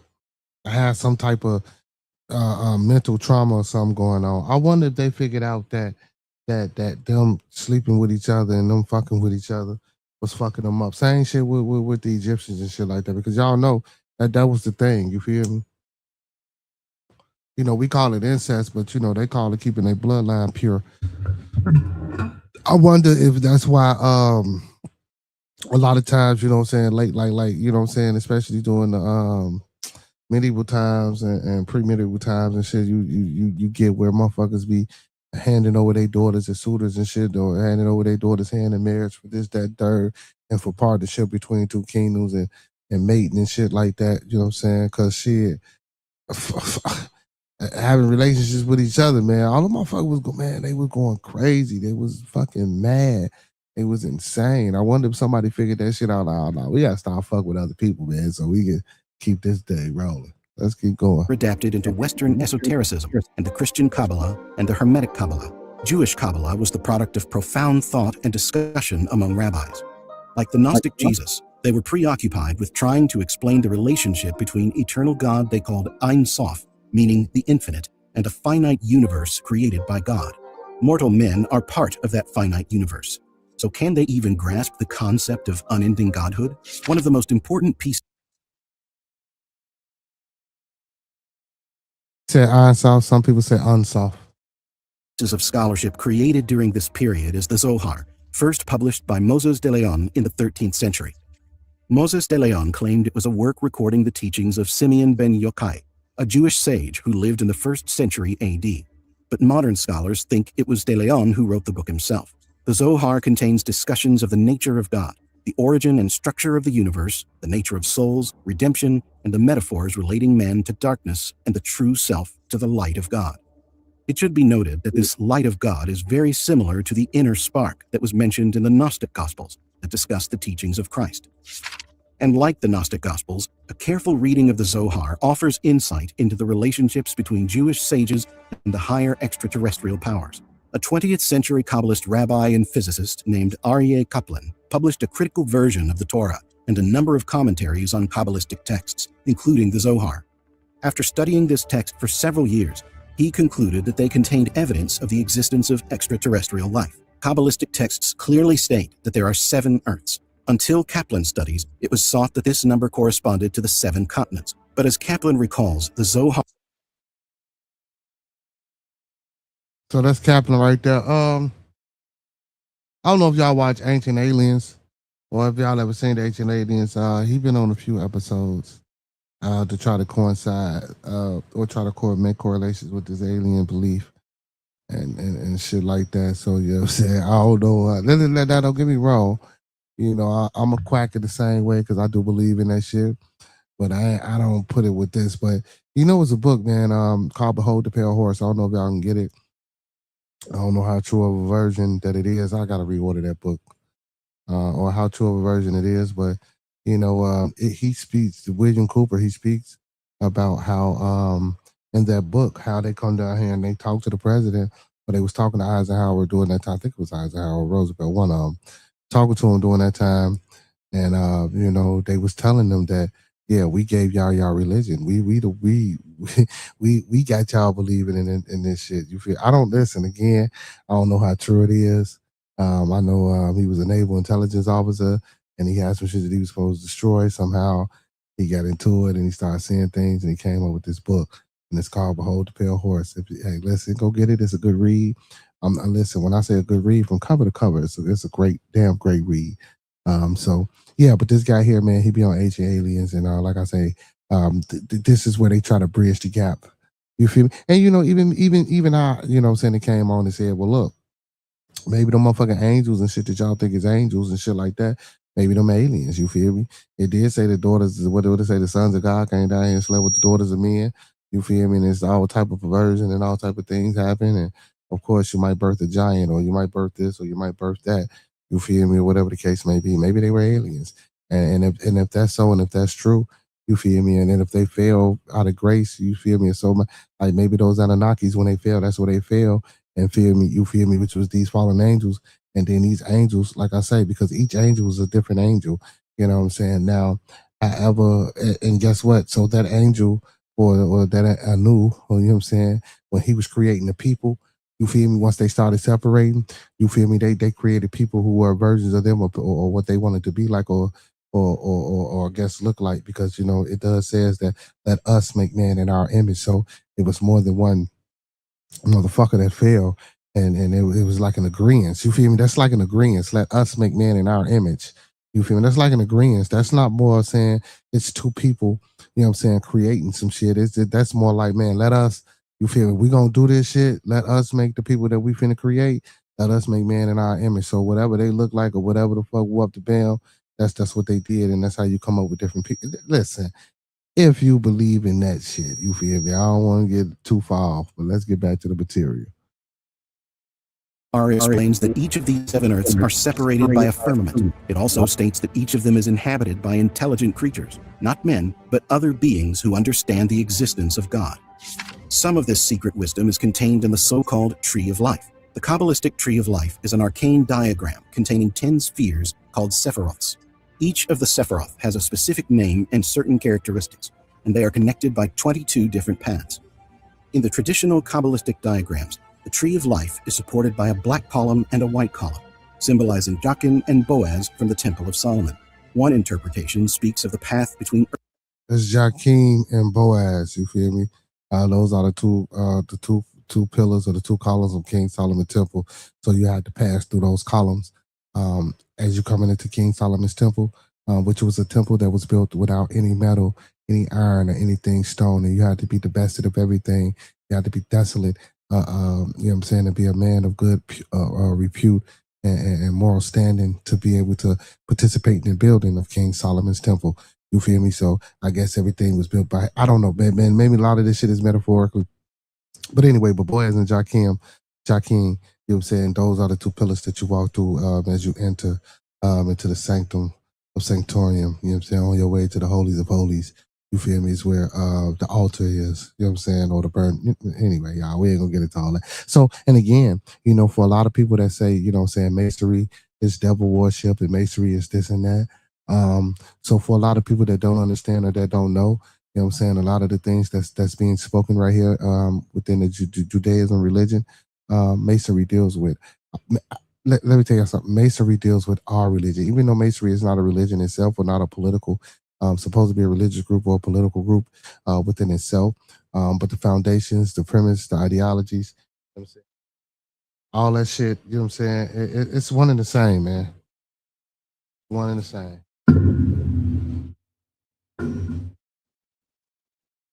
One and the same. So, you know, so, and again, like, you know, so religion does have the devil and the Baal and the Baphomet and the paganism and all that shit in it. So masonry or any so-called secret, you know what I'm saying, and as I would like to call, or as I like to say, sacred organizations, from the Knights of Columbus to anything, man. You feel me? It involves all that shit. So when you see these videos and y'all really don't understand and it look like they painting a picture type shit, I get it, man. That's just a narrative, bro. Anybody can paint a picture the way they want it to look. But if you go back and do your due diligence and you see what you feel me? You know what I'm saying? All this shit intertwines, all this shit is connected. So if one is double, the other is like this shit, bro. Y'all, we so fucked up. Hey, man, listen. Hey, when motherfuckers start coming up with this shit and implementing this shit, or even if a motherfucker sent it down here for you to push it, the original motherfuckers who was pushing this shit and they stayed convicted to pushing this shit, man, they had to be dope, bro. Like, for real. Because this ain't some easy shit to manifest and push upon the people, man. Earth and the skies that the ancient astronauts traveled. Many Jews, and especially Kabbalah practitioners, have established themselves in Spain. But the Catholic monarchs, Isabella and Ferdinand, were intent on achieving a culturally homogeneous kingdom. In March 1492, they published the Alhambra Decree, which forced Jews to either convert to Christianity or march into exile. It was not the first measure against Jews. During the 14th century, a series of pogroms occurred, the most savage of them in 1391. After that, the majority of Spain's 300,000 Jews converted to Catholicism. After 1492, out of more than 100,000 Jews that remained in Spain, an estimated 50,000 to 70,000 Jews left Spain, while the remainder converted. However, this does not mean that they automatically adopted Christianism. Most of them continued to exercise Judaism in secrecy, despite the threats of the Spanish Inquisition. The exiled Spanish Jews fled mainly to the Ottoman Empire, North Africa, and Portugal. A small number also settled in Holland and England. Officially, converted Jews were known in Spain as Cristianos Nuevos, or New Christians. They enjoyed fewer rights than the Old Christians, giving them few reasons to actually embrace Christianity. Thus, they continued to secretly and discreetly practice Jewish rituals at their homes. This was known as crypto-Judaism and was similar to the secret Jewish ceremonies of ancient Rome. One of the most clever forms of crypto-Judaism was the invention of a fictional Catholic saint named Esterica. Saint Esterica was no other than Jewish Queen Esther, and her festivities coincided with the Feast of Purim. Crypto-Jews persisted in later periods in Russia and Eastern European countries influenced by the Soviet Union after the rise of communism, with the Russian Revolution of 1917. The communist government, which included secular communist Jews, did not force Jews to convert to the Russian Orthodox Church, but considered the practice of any religion as undesirable. Some faiths were allowed to continue under strict supervision by the regime. Other crypto-Jews from Portugal, known as the Belmont Jews, maintained strong secret traditions since the 12th century. Their crypto-Judaism was so secretive that it was able to survive for centuries by maintaining a tradition of endogamous marriage and hiding all external signs of their faith. They and their practices were only discovered in the 20th century. One of the most important figures of Judaism in this period was Maimonides, a powerful rabbi and commentator of the Talmud. He was an influential leader of the Jewish community in the Iberian Peninsula. Maimonides suggested the Jews of Spain not to seek martyrdom, but to abandon Judaism publicly while maintaining it secretly. But he also prompted them not to convert to Christianity and instead adopt Islam as their public religion. He argued that crypto-Judaism was heroic and did not mean they were betraying their own religion and God. For this and other actions, he became known as a rationalist, but his views on crypto-Judaism legitimized it among the accepted practices of Jews. This probably saved thousands of Jewish lives, as the Spanish Inquisition was an extended institution during these centuries. If you're just coming in, man, we're watching the video on Judaism, and we're giving our commentary, man. We found out Jesus was a magician. You know what I'm saying? All type of shit, man. That's why I like doing this. Jewish populations have existed in Europe, especially in the area of the former Roman Empire, from very early in history. During the Middle Ages and the early modern era, however, they suffered persecution in different countries, especially in Eastern Europe, but also in France. Early medieval society was tolerant, but that slowly changed with the centuries. As the church and the feudal system became fully organized, there was a division of society into three different estates: clergy, knights, and serfs.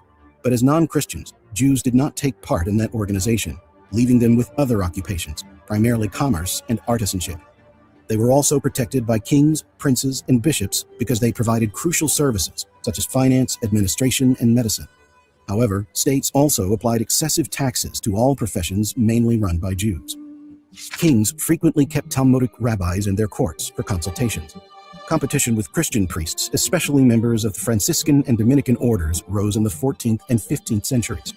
It was during this time that Christians started depicting Jews as having killed Christ. It was also during this period that persecution of Jews and deportations became generalized. After 1300, Jews suffered more discrimination and persecution in Christian Europe. Europe's Jews were mainly urban and literate, while Christians regarded them as deniers of the truth, as they only read Jewish scriptures. The church also forbade Christians from loaning money for interest, which Jews did all the time. This became another reason for despising the Jews in Christianity. As a result, the money trade of Western Europe became a specialty of the Jews. But in almost every instance when Jews acquired large amounts through banking transactions during their lives or upon their deaths, the king would take it over. Massacres of Jews became common in many European countries. This situation escalated especially during the Crusades, when the religious frenzy of the Christians was at its all-time high. During the so-called People's Crusade. See, now my thing is, so why they take their money after they die? Why couldn't they take their money while they was alive? That's something to think about. Crusade of 1096, flourishing Jewish communities on the Rhine and the Danube were completely destroyed. And I only say that to say, did they really have power? In the Second Crusade of 1147, the Jews in France were subject to frequent massacres. This was also repeated during the Shepherds' Crusades of 1251 and 1320. Jews were expelled from England in 1290, and a century later, in 1396, 100,000 Jews were expelled from France. Most of the displaced Jews established themselves in Poland, where they were welcomed and prospered freely. In some city-states in the north of Italy, like Venice, Jews were permitted to live within the city walls, but they were not allowed to leave their ghetto. This practice spread across the Kingdom of Italy, where Jews were appreciated as moneylenders and tradespeople, but despised in terms of religion and culture. In some cities, Jews who left their ghettos had to wear a yellow Star of David to identify them. Unwanted in most of Europe, Jews began migrating to North America following the Protestant cults. Protestants were also persecuted, sometimes even more fiercely than Jews. In France, for example, in 1572, St. Bartholomew's massacre took place, in which 30,000 French Protestants known as Huguenots were targeted and killed in a single day. America was an attractive destination for both groups because of its social and entrepreneurial opportunities, and later became a refuge from the peril of ongoing anti-Semitism in Europe. Most Jews never returned to Europe. The American Jewish community grew to about 15,000 by 1840 and about 250,000 by 1880. Most of the 19th century migrant Jews came from German-speaking countries, Austria and Germany, and commonly engaged in trade, manufacturing, and operated clothing stores in many cities. This number highly grew between 1880 and Isn't that fucking interesting? And the Jews were persecuted over there in Germany with the Holocaust and things of that nature. See, a lot of this history and a lot of this shit, just thinking about this shit, you know what I'm saying, from a historical standpoint and from, you know what I'm saying, a linguistic standpoint, if we go back and do a little digging and do a little research, like, sometimes this shit'll make you say, but we don't go this far. This is why I like doing it. start of World War I in 1914, as 2 million Yiddish-speaking Ashkenazi Jews immigrated from diaspora communities in Eastern Europe where life was untenable due to frequent pogroms. So now they didn't came. So now you see how we didn't came up out of Israel with the so-called Canaan Jew or Hebrew Israelite. Now we into the Ashkenazi and the Khazar. And as you can see, they don't do shit but get lighter and lighter and lighter and lighter. You know what I'm saying? Through the stuff. This shit is crazy, man. And again, Afro-Asiatic. Remember I read that. They came from Jewish diaspora communities in Russia, Poland, Lithuania, and the Russian-controlled portions of Poland. The latter group clustered in New York City, where they are a powerful community even today. Zion is a name that appears in the Bible and refers either to the hill in Jerusalem where the first and second temples stood or to Jerusalem itself. As we have seen, some of the prophets have led a return to Zion after the Babylonian captivity. This idea was refloated during the 1870s and 1880s, mainly thanks to the centuries-long pressure for Jews to leave Europe. However, there had not been a Jewish state in the Middle East for millennia, and the area was occupied by other peoples. At first, they began discussing mass immigration to Ottoman Syria with the aim of re-establishing a Jewish state in Palestine and fulfilling the biblical prophecies contained in the Talmud. After the decree of Cyrus, the return to Zion became an important political claim for all Jews. They called the migration to Jerusalem Aliyah. Influential Jewish figures started discussing the possibility of enacting Aliyah. The Zionist movement was officially founded in 1884 at the Katowice Convention, and later the World Zionist Congress of 1897 was dominated by the figure of Theodor Herzl, the main activist who sought to establish a state for the Jews. Herzl and other Jews made use of their contacts in different places of power in Europe, mainly in England. After the First World War, it seemed that the conditions that made it possible for the Jews to establish such a state had arrived. The United Kingdom had captured Palestine from the Ottoman Empire, and the Jews started to press the government. Then you hear say mainly in England, because I don't know if y'all know that the Queen, you know what I'm saying, states that she was a direct descendant of Jacob. And underneath her throne was the Rock of Gibraltar. She said that's the throne she set upon. To give them control of Palestine. In this context, Arthur James Balfour, the British Foreign Secretary, issued the declaration in the form of a letter to Lionel Walter Rothschild, a prominent leader of the British Jewish community and a Zionist. In this letter, dated 1917, Balfour expressed British government support for the establishment of a national home for the Jewish people in Palestine. In 1920, the British Mandate of Palestine was established, and the pro-Jewish Herbert Samuel. So, and I keep trying to tell y'all, man, ain't no fucking such thing as America, man. This little England, bro. You feel me? That's why over there they got New England. You know what I'm saying? And this is England, bro. And all the people that came from over here was from English, bro, with the American Revolution and all that bullshit. And then you see who got a hold of this bitch. They always talk about the families like the Rothschilds and all that. You just heard where Rothschild from, right? He was a British, you feel me? Man, come on, man. Was appointed High Commissioner of Palestine. In the following years, several large Jewish immigration waves to Palestine occurred.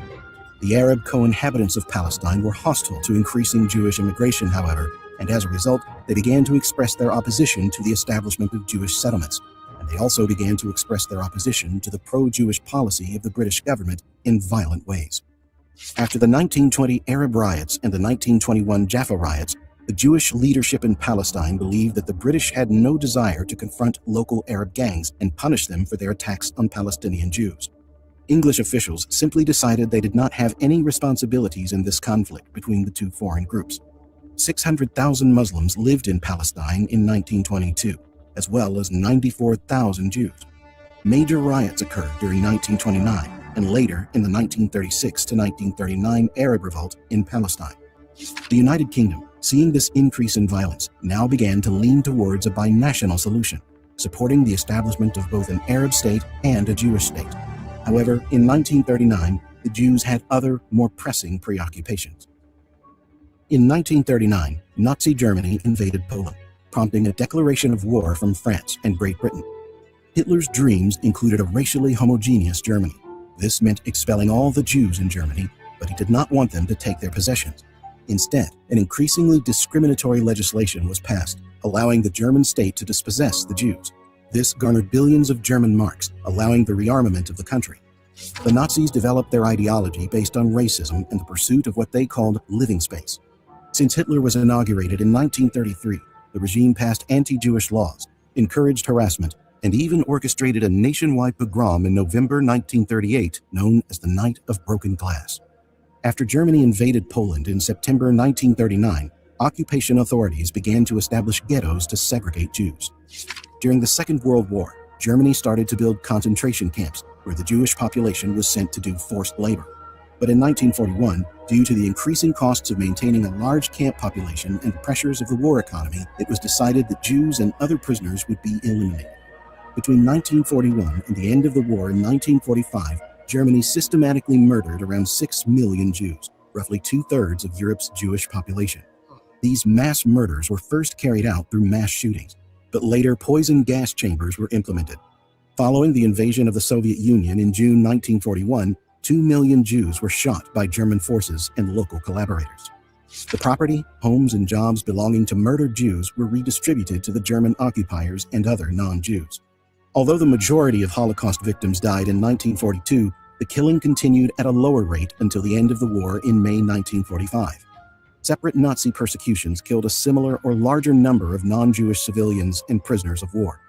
Many Jewish survivors immigrated outside of Europe after the war. Many of them sought refuge in South and North America. Many German officers also fled to South America and Antarctica. After the war, the Zionist movement resumed its plans for a Jewish state in Palestine. In 1945, the Jewish resistance organizations in Palestine established the Jewish Resistance Movement. It was a paramilitary organization that attacked Muslim targets in Palestine, guerrilla style. The Jewish leadership, meanwhile, decided that they needed a larger number of Jews in Palestine if they wanted to have any chance of winning. They began organizing the migration to Palestine of a massive number of Jewish war refugees from Europe, without the approval of the British authorities. They knew that once they established in Palestine, it would be difficult to get them out of there. The British authorities left the discussions regarding the Palestine matter to the newly created United Nations. On November 29, 1947, the United Nations General Assembly adopted Resolution 181, in which they recommended partitioning Palestine into an Arab state, a Jewish state, and a city of Jerusalem under shared control of Muslims and Jews. The Jewish leadership accepted the decision, but the Arab League and the leadership of Palestinian Arabs opposed it. In 1948, a full-blown war between Arabs and Israelis commenced.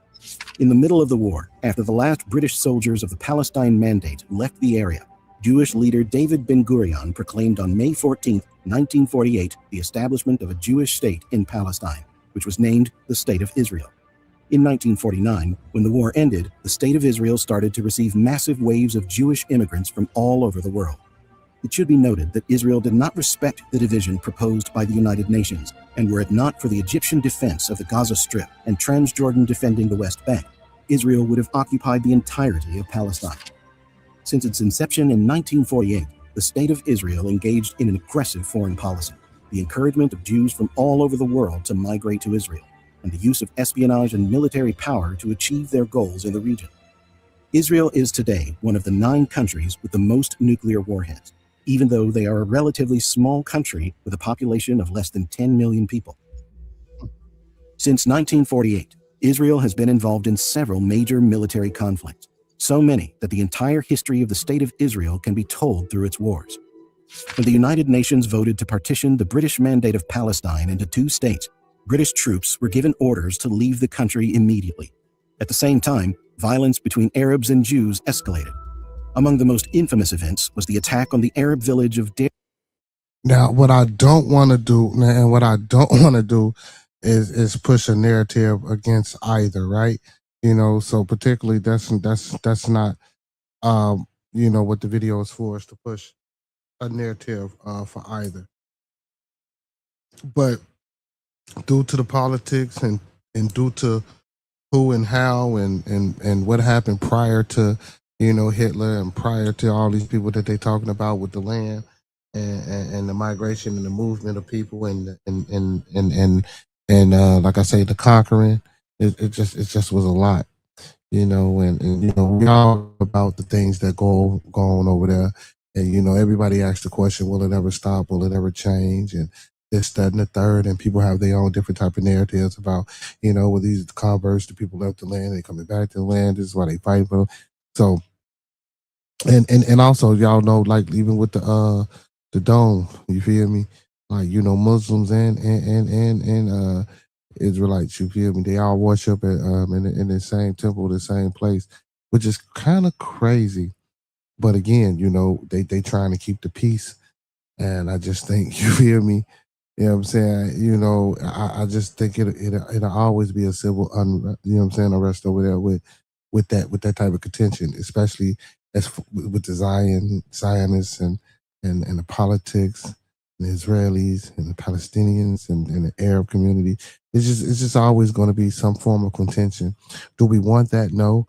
But historically, this is what, and I don't think a lot of people, tend to recognize that or see that this has been going on forever. This ain't some shit that just popped up here in, the late 1990s or the 2000s, early 2000s, late. This shit has been going on forever. Yassin on April 9th, 1948. This was a small village of 600 unarmed people, but Zionist fighters broke into the village and killed more than 100 people, including women and children. This action sparked retaliation by the Arabs, who days later attacked a Jewish convoy headed for Hadassah Hospital, killing 78 men. Skirmishes and fights broke out every day until in July 1949 an armistice was signed between Israel and the Arab states. And let me say this: just because you a so-called Jew doesn't mean that you're a Zionist, and just because you're a Zionist doesn't necessarily make you a Jew. You have to look the two up and find out, what they are individually before you try to say one or the other, they're one and the same. I mean, some people could probably and will probably come to the same kind of, conclusion if they think that they're one and the same. But they're not. They're different entities or forms of political adjustments. You feel me? So they're different, but so I just want to make that clear that Jews are not Jewish people, are not all Jewish people are Zionists, and not all Zionists are Jews. And a temporary frontier was fixed. Israelis remember this war as the War of Independence. In the Arab world, it is known as the Nakba, meaning catastrophe. Many families who were displaced during Nakba were never able to return to their homelands even 80 years later. In 1956, the Egyptian president nationalized the Suez Canal, a waterway connecting Europe and Asia that was until that moment owned by French and British capitals. Both France and Britain sent money and weapons to Israel, who agreed to invade Egypt. Once the area was secured, they would step in to recover control over the Suez Canal. The invasion of the Sinai Peninsula began in October 1956, and in just 5 days, the Israeli army managed to capture Gaza, Rafah, and Al-Arish, taking thousands of prisoners. This attack took the Egyptians by surprise, who had no option other than to accept defeat. It was only in 1979, during the so-called Camp David Accords, that Egypt recovered the Sinai Peninsula, a largely uninhabited desertic plot of land. In June 1967, Israeli forces planned a brief campaign to gain control of the whole of Palestine. This was known as the Six-Day War, and Israel managed to conquer the West Bank, the Gaza Strip, East Jerusalem, and Golan Heights, and maintain control over the Sinai Peninsula, which had been recaptured by Nasser after the Israeli Air Force shot down 6 Syrian jet fighters. However, shortly after the war, the United Nations passed a resolution that called for Israel to withdraw from the conquered lands. After the Six-Day War, sporadic fights emerged in different parts of the country. This turned into a full-blown war in 1973. On October 6th, the Jewish holy day of Yom Kippur, Israel was caught off guard by Egyptian forces crossing the Suez Canal and by Syrian forces crossing into the Golan Heights. The Arab armies showed greater aggressiveness and fighting ability than in the previous wars, and the Israeli forces suffered heavy casualties. The fighting, which lasted through the Islamic holy month of Ramadan, came to an end on October 26th. Israel signed a formal ceasefire agreement with Egypt on November 11th and with Syria on May 31st, 1974. According to the Camp David Accords of 1979. And another thing was crazy because they keep saying Egypt, right? But they keep saying Arab forces. So, now they trying to say that, Egyptians are Arab and European, an admixture of Arab and European. They trying to separate Egyptians from being, sole inhabitants to the continent of Al-Kabalan or Africa as you know it, because, it's in the northern part of Africa. This should be crazy, just like Carthage, what I'm saying, and a lot of those. So they try to say a lot of those people, like the Lebanese people, and all those people in the Levant, those were a lighter people, and they were a lighter people because of the attacks and shit like that. Like I was saying, because they only attacked the coastal line borders of it. You feel? But don't get me wrong, but that doesn't mean that those people didn't start off, browner than me. You feel what I'm saying? Or darker than me, or whatever the case, whatever phrase you want to use. So, and a lot of times I've been hearing that a lot lately, that, Egyptians are Arabs and European people, and even the people, like I said, of Northern Africa, were not, a darker skin tone. It should be crazy. And that's so basically they was trying to sandwich us in, huh? Israel would return the Sinai Peninsula to Egypt in 1982. But only 6 weeks after Israel's complete withdrawal from Sinai, increased tensions between Israelis and Palestinians resulted in the Israeli bombing of Beirut and southern Lebanon, where the Palestine Liberation Organization had its headquarters. The following day, Israel invaded Lebanon, and by June 14th, its land forces reached the outskirts of Beirut, which was surrounded, but the Israeli government agreed to retreat after signing a ceasefire with the Palestinians. Eventually, Israeli troops withdrew from West Beirut, and the Israeli army had withdrawn entirely from Lebanon by June 1985. 20 years later, in 2006, the Palestinian nationalist organization known as Hezbollah launched an operation against Israel to pressure the country into releasing Lebanese prisoners, killing a number of Israeli soldiers in the process and capturing 2. Israel launched an offensive into southern Lebanon to recover the captured soldiers. The war lasted only a month, but left more than 1,000 Lebanese dead and about 1 million others displaced. Hezbollah's ability to fight the Israel Defense Forces to a standstill won its praise throughout much of the Arab world. The last conflict in which the Jews are involved, and which is still ongoing today, is the ethnic cleansing of Gaza and Rafah. On October 7, 2023, a Palestinian nationalist group known as Hamas launched a surprise attack from the Gaza Strip into the land controlled by Israel, killing around 1,000 people and taking several prisoners. Israel retaliated with full force, starting a humanitarian crisis that is getting worse every day. So far, more than 30,000 Palestinians have been killed in the Israeli attacks, including over 12,300 children and 8,400 women. Accusations of war crimes against Israel were made after Israelis cut access to water, power, and internet in the Gaza Strip, and because of the extremely large numbers of civilian casualties. Israel is even reported to deny entrance to Gaza to humanitarian aid vehicles. With such a rich history spanning several millennia, it would be almost impossible to include every important detail and fact in just one video. Please write in the comments if you consider any topic in the history of the Jews should receive a more in-depth treatment in a separate video. For now, give this video a like, subscribe to the channel, and watch our related videos on the screen next. Keep your minds open, and until we meet again.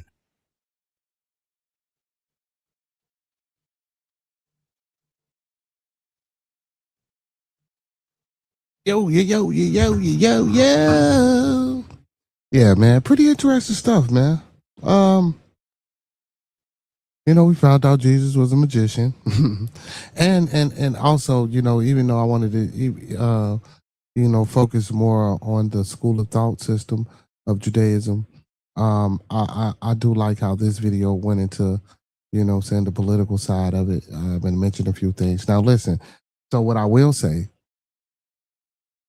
Some of these things can be looked at as factual, and some of these things could be looked at as opinions. You feel me? It's all about your understanding, your knowledge, your resources, and what you're doing. And like I said, you draw your own conclusions, man. That's why we do this. We don't do this to try to change anybody's mind, faith, religious belief, or whatever the case may be. If you're convicted, stay committed. You feel me? All I ask is that you open up and become more enlightened. You know what I'm saying, about what's going on around you. And just make sure that you want to do what you do. You feel me? Because within everything is bad. You know what I'm saying? It's not always good. I don't give a fuck how pure, how you feel me? Within everything is some bad and good, man. It's a balance. You feel me? Like how would the world be if it was just all bad, right? Then how would the world be if it was all good? You wouldn't know how to experience one or the other, or would you even care to experience one or the other? If because what they say, you can't miss what you never had. You feel me? You know what I'm saying? And also, and see, and I think that's why they come up with these phrases to subconsciously subdue us. You know what I'm saying? You can't miss what you never had. Or ignorance is bliss, and things like that. You feel me? You know what I'm saying? They try to keep us docile and not knowing or uninterested in trying to know. You feel me? But yeah, man, it's a pretty interesting video on Judaism. Like I say, I like how they got into the political and the governmental part of it and things like that. I like a few of the names that they mentioned. You know what I'm saying? So, and within that, people can go down a rabbit hole. You feel me? And figure this out or figure that out. You ain't even really got to go deep in the rabbit hole when you hear certain names and things like that that's mentioned. Or just like even with the rabbi, you know what I'm saying, that they show, I forgot his name. Like I told you how he be on ancient aliens, and now how they are saying that it's 7 earths and shit. Like, you feel me? You see what I'm saying? Like when you get into these religions and these different schools of thoughts, philosophy, and ideologies, you know what I'm saying? If you really study them, you feel me? You'll figure some shit out, man. It'll make you laugh, bro. You know what I'm saying? Even though Behold the Pale Horse by William Cooper had nothing to do with what you know what I'm saying, the actual video. But even with the alien shit about, I said that the aliens claimed that they came down here and they gave us what we believe, and then scientists even believe that we have a worship gene in us. You feel me? So was that worship genes implanted in us by these so-called angels, Anunnakis, or space travelers that came down here, whatever the case may be? And you always hear these stories about space. I don't give a hell what religion. Now, even though and here go the killing part for me, man. Judaism, Catholicism, and Christianity, it kind of seem like it's one and the fucking same, right? But it's just a few little tweaks. Because listen, because they all got fucking Bibles though, bro. They all read the same fucking thing. That's what be crazy. But they separate. And it'd be amazing, bro, how people go to back for these separate divisive, you know what I'm saying, divisive ideologies and principles, bro, when it's all one and the same, when it's one book. You feel me? Like, but everybody, but again, it's a lot of shit out here, man, that we ain't privy to, like the Gnostic writings and shit like that we'll probably never get a hold of. And now here lately, everybody is in an uproar about this so-called Ethiopian Bible, with these other variations in books and shit like that that's teaching you the Book of Jubilee, the Book of Enoch, and all this, wild shit. Even Mary Magdalene got a book. You feel me? But again, though, bro, like I tell people, man, we'll really never get the gist of these shits, man, because we don't speak the language. We don't speak Hebrew. We don't speak Masoretic Hebrew. You know what I'm saying? We don't speak Geese or guys, you know what I'm saying, to really read these motherfucking books or read these words and the way they meant to be. Actually, they're not even meant to be read. They meant to be hummed or spoken as a hymn, like mantras or things you're supposed to repeat to yourself over and over, like the laws of Mayat, the 142 principles. What is, I think it's a little bit more than that, but like with the 40, which is where they got the 10 Commandments from. You know what I'm saying? And things like that, because it's down there verbatim, word for word. You feel me? But again, I keep trying to tell people, man, all this shit is regurgitated, man. It's just that's why they give us that saying, ain't nothing new under the sun. You feel me? And I believe that. Once in style, out of style, back in style, out of style. It's just how it go. It's just a reinvention, you know what I'm saying, of the shit, man. You feel me? So, we just got to be careful about, and when I say be careful about what we doing, you know what I'm saying? Listen, it might be good for you. You feel me?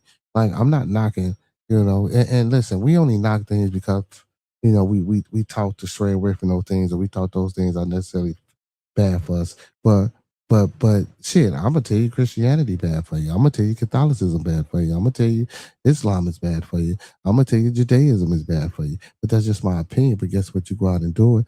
But that's why I ask people, when they talk about Luciferians and Satanists and shit like that, or people who do them rituals, and people and see, and this is one of the craziest things, like the voodoo. I don't know why people always just equate voodoo with being the devil or bad shit. The voodoo has nothing to do. Voodoo don't got shit to do with a God, Jesus, devil, Moses, or none of that shit.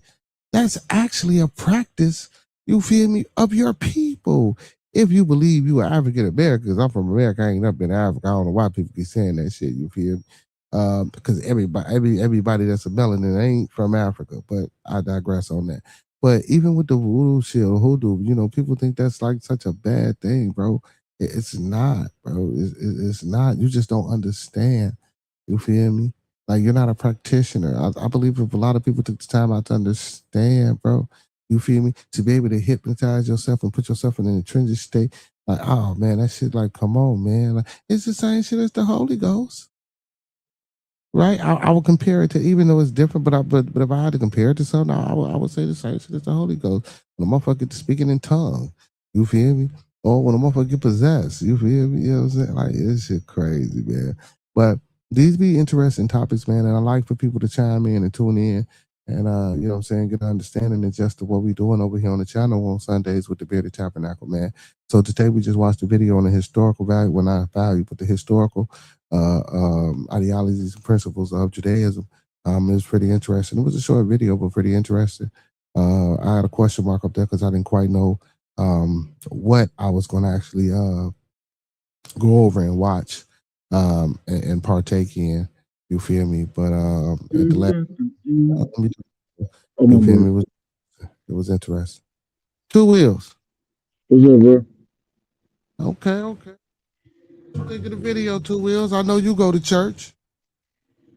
Yeah, well, no, I got used to, but I go. You say what? No, I got used to, but I go. Nah, man, you gotta fix your mic. You gotta come back off that motherfucker or something. I bet I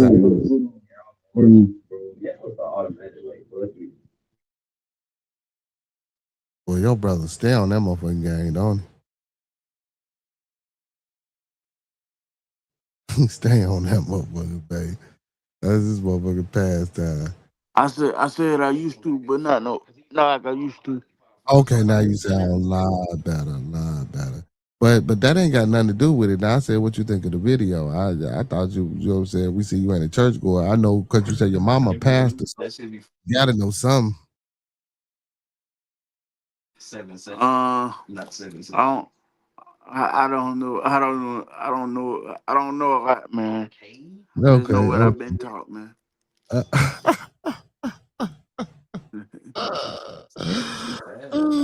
So what you been told? About the good word, man. So what about him? Tell me something about him. Either say you came back. Like I can't discuss this right now, man. Oh God, I ain't gonna put you on the spot. I got you. Well, man, just like the many other folk, man, they'd have been lying to my boy too. Nah, I ain't gonna say that. No, that's a joke, y'all. That's a joke. Don't nobody get mad at me. But yeah, man, it was an interesting video, man. We talked about Judaism, man, and we got it in for a little minute, man. I like to play these videos. I did a lot more talking than I did on the last video, so hopefully people enjoy that. And got the gist of that. But I really don't like to stop and talk throughout the whole video. I like to let the people hear it first or something like that. But I know stop at maybe 10, 15 minutes. But yeah, but I knew, honestly, I knew I was going to stop this video quite a bit. You know what I'm saying? And speak on certain things and stuff like that. But not as much as I didn't do it as much as I thought I was. But I knew I was going to stop. You know what I'm saying? Stop this video and talk more. Yeah. So, I mean, it is what it is, man. It was fun. It was educational. Hope it was enlightening to the people out there. I hope somebody got something from it.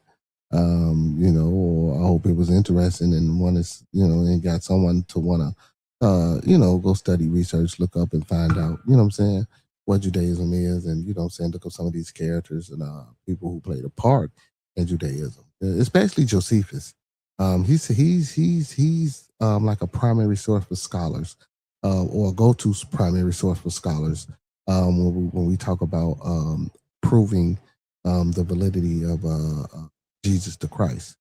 You feel me? So he done wrote things down. He done had I believe it's called automatic writing, if I'm not mistaken, when something comes in and vote.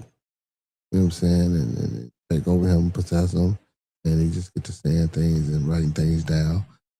So yeah, like, you know what I'm saying? I mean, I don't know how true that is, of course, because we know we wasn't around back then.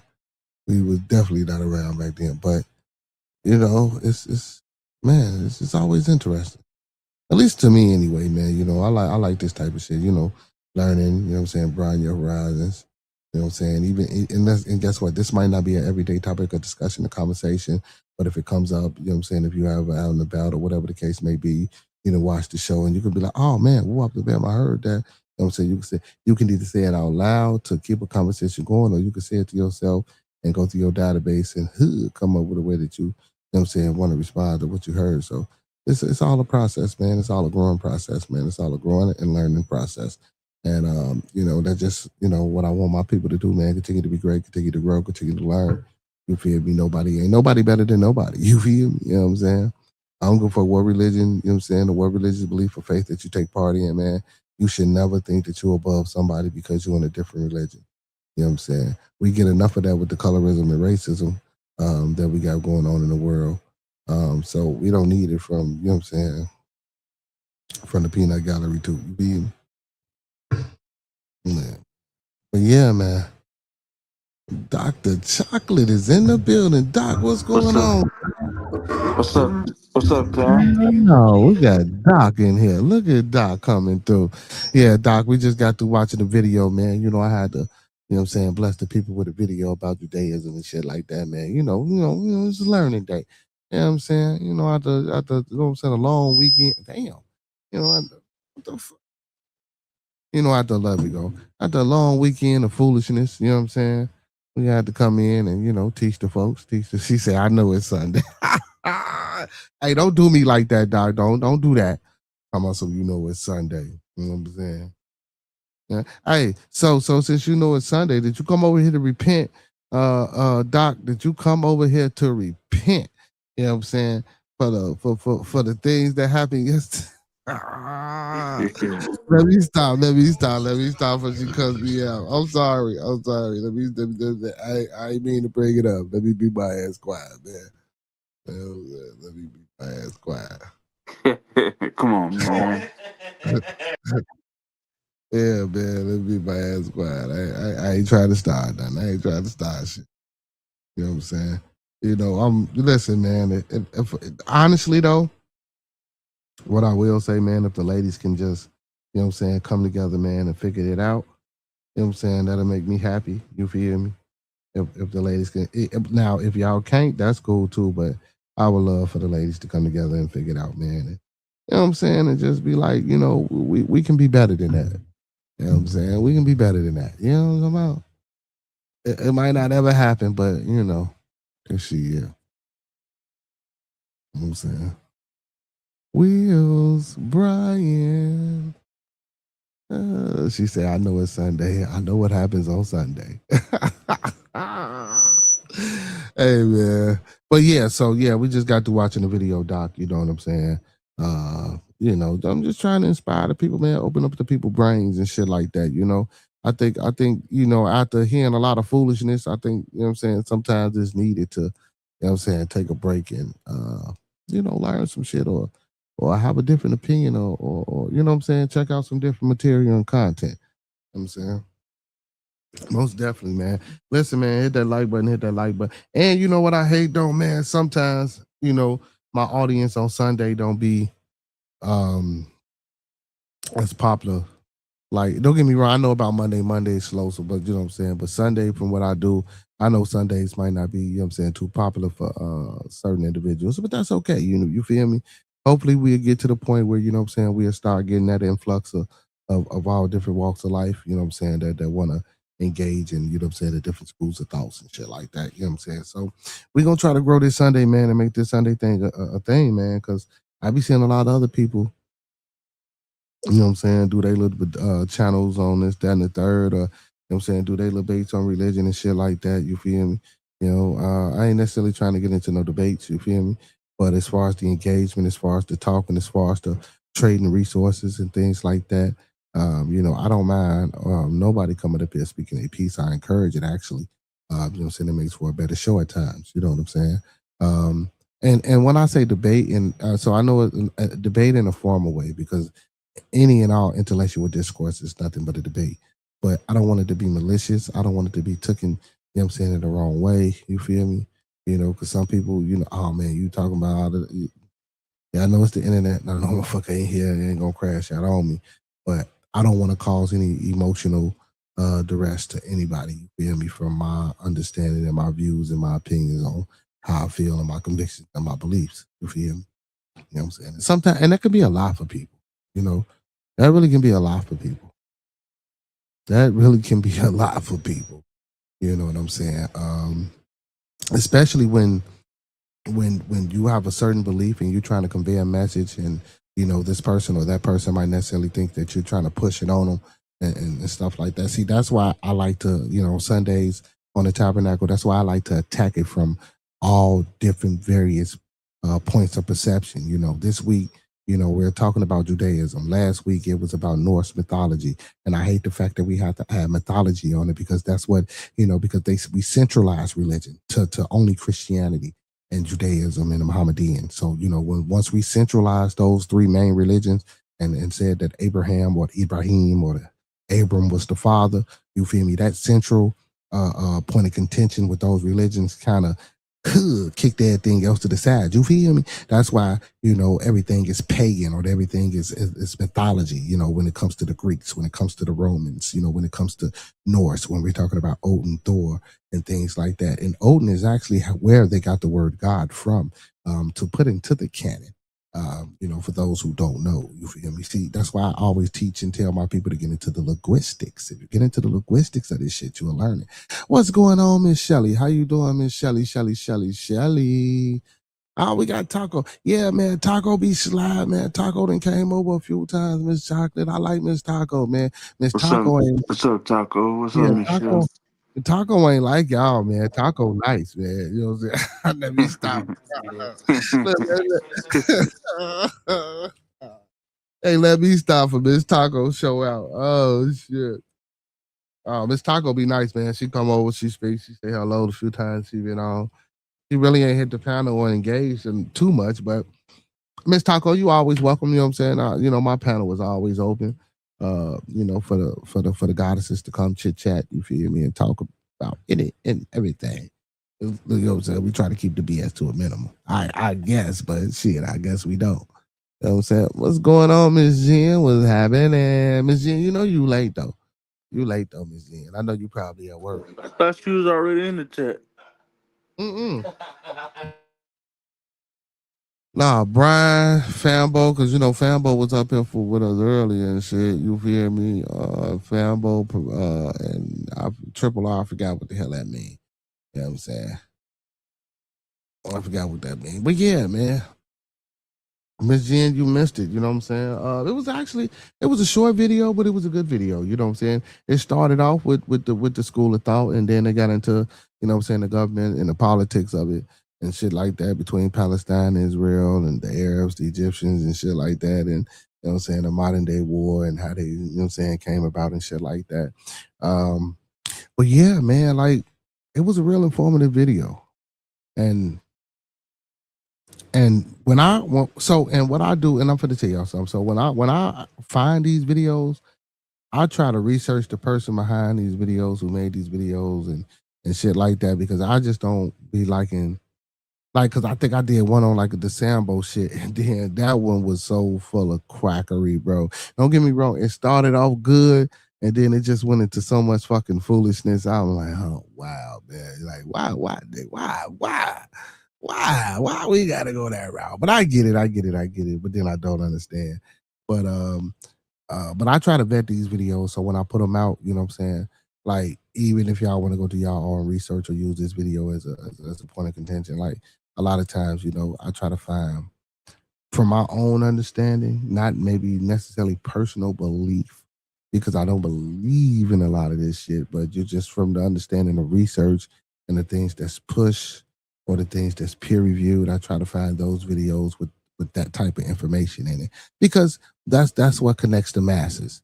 You know what I'm saying? Those type of videos connect the masses. You know, those type of videos, you know, bring those type of individuals together versus, what the fuck, like, because I want to do a video on sheiks, motherfucker, like sheiks or sheikh or whatever the fuck it is. It's a religion that's inside of India that's not Hindu. You feel me? Sikh is either Sikh or Sek or whatever, but it's another one as well. Like, I want to get into those, so you know that's why I say that's what we like to do, man. You know, we started off on Christianity. You feel me? You know, we got into the Quran. You feel me? You feel me? And also we didn't read surahs. Man, it's just a lot of things that I like to do on Sunday. That's a lot. She said, "You best believe I'm gonna rewatch it for sure." Yeah, it was good. It was good, Miss Jen, and I was a little bit more vocal throughout the video. I actually, shit, as soon as the video came on, I had to stop the shit, man.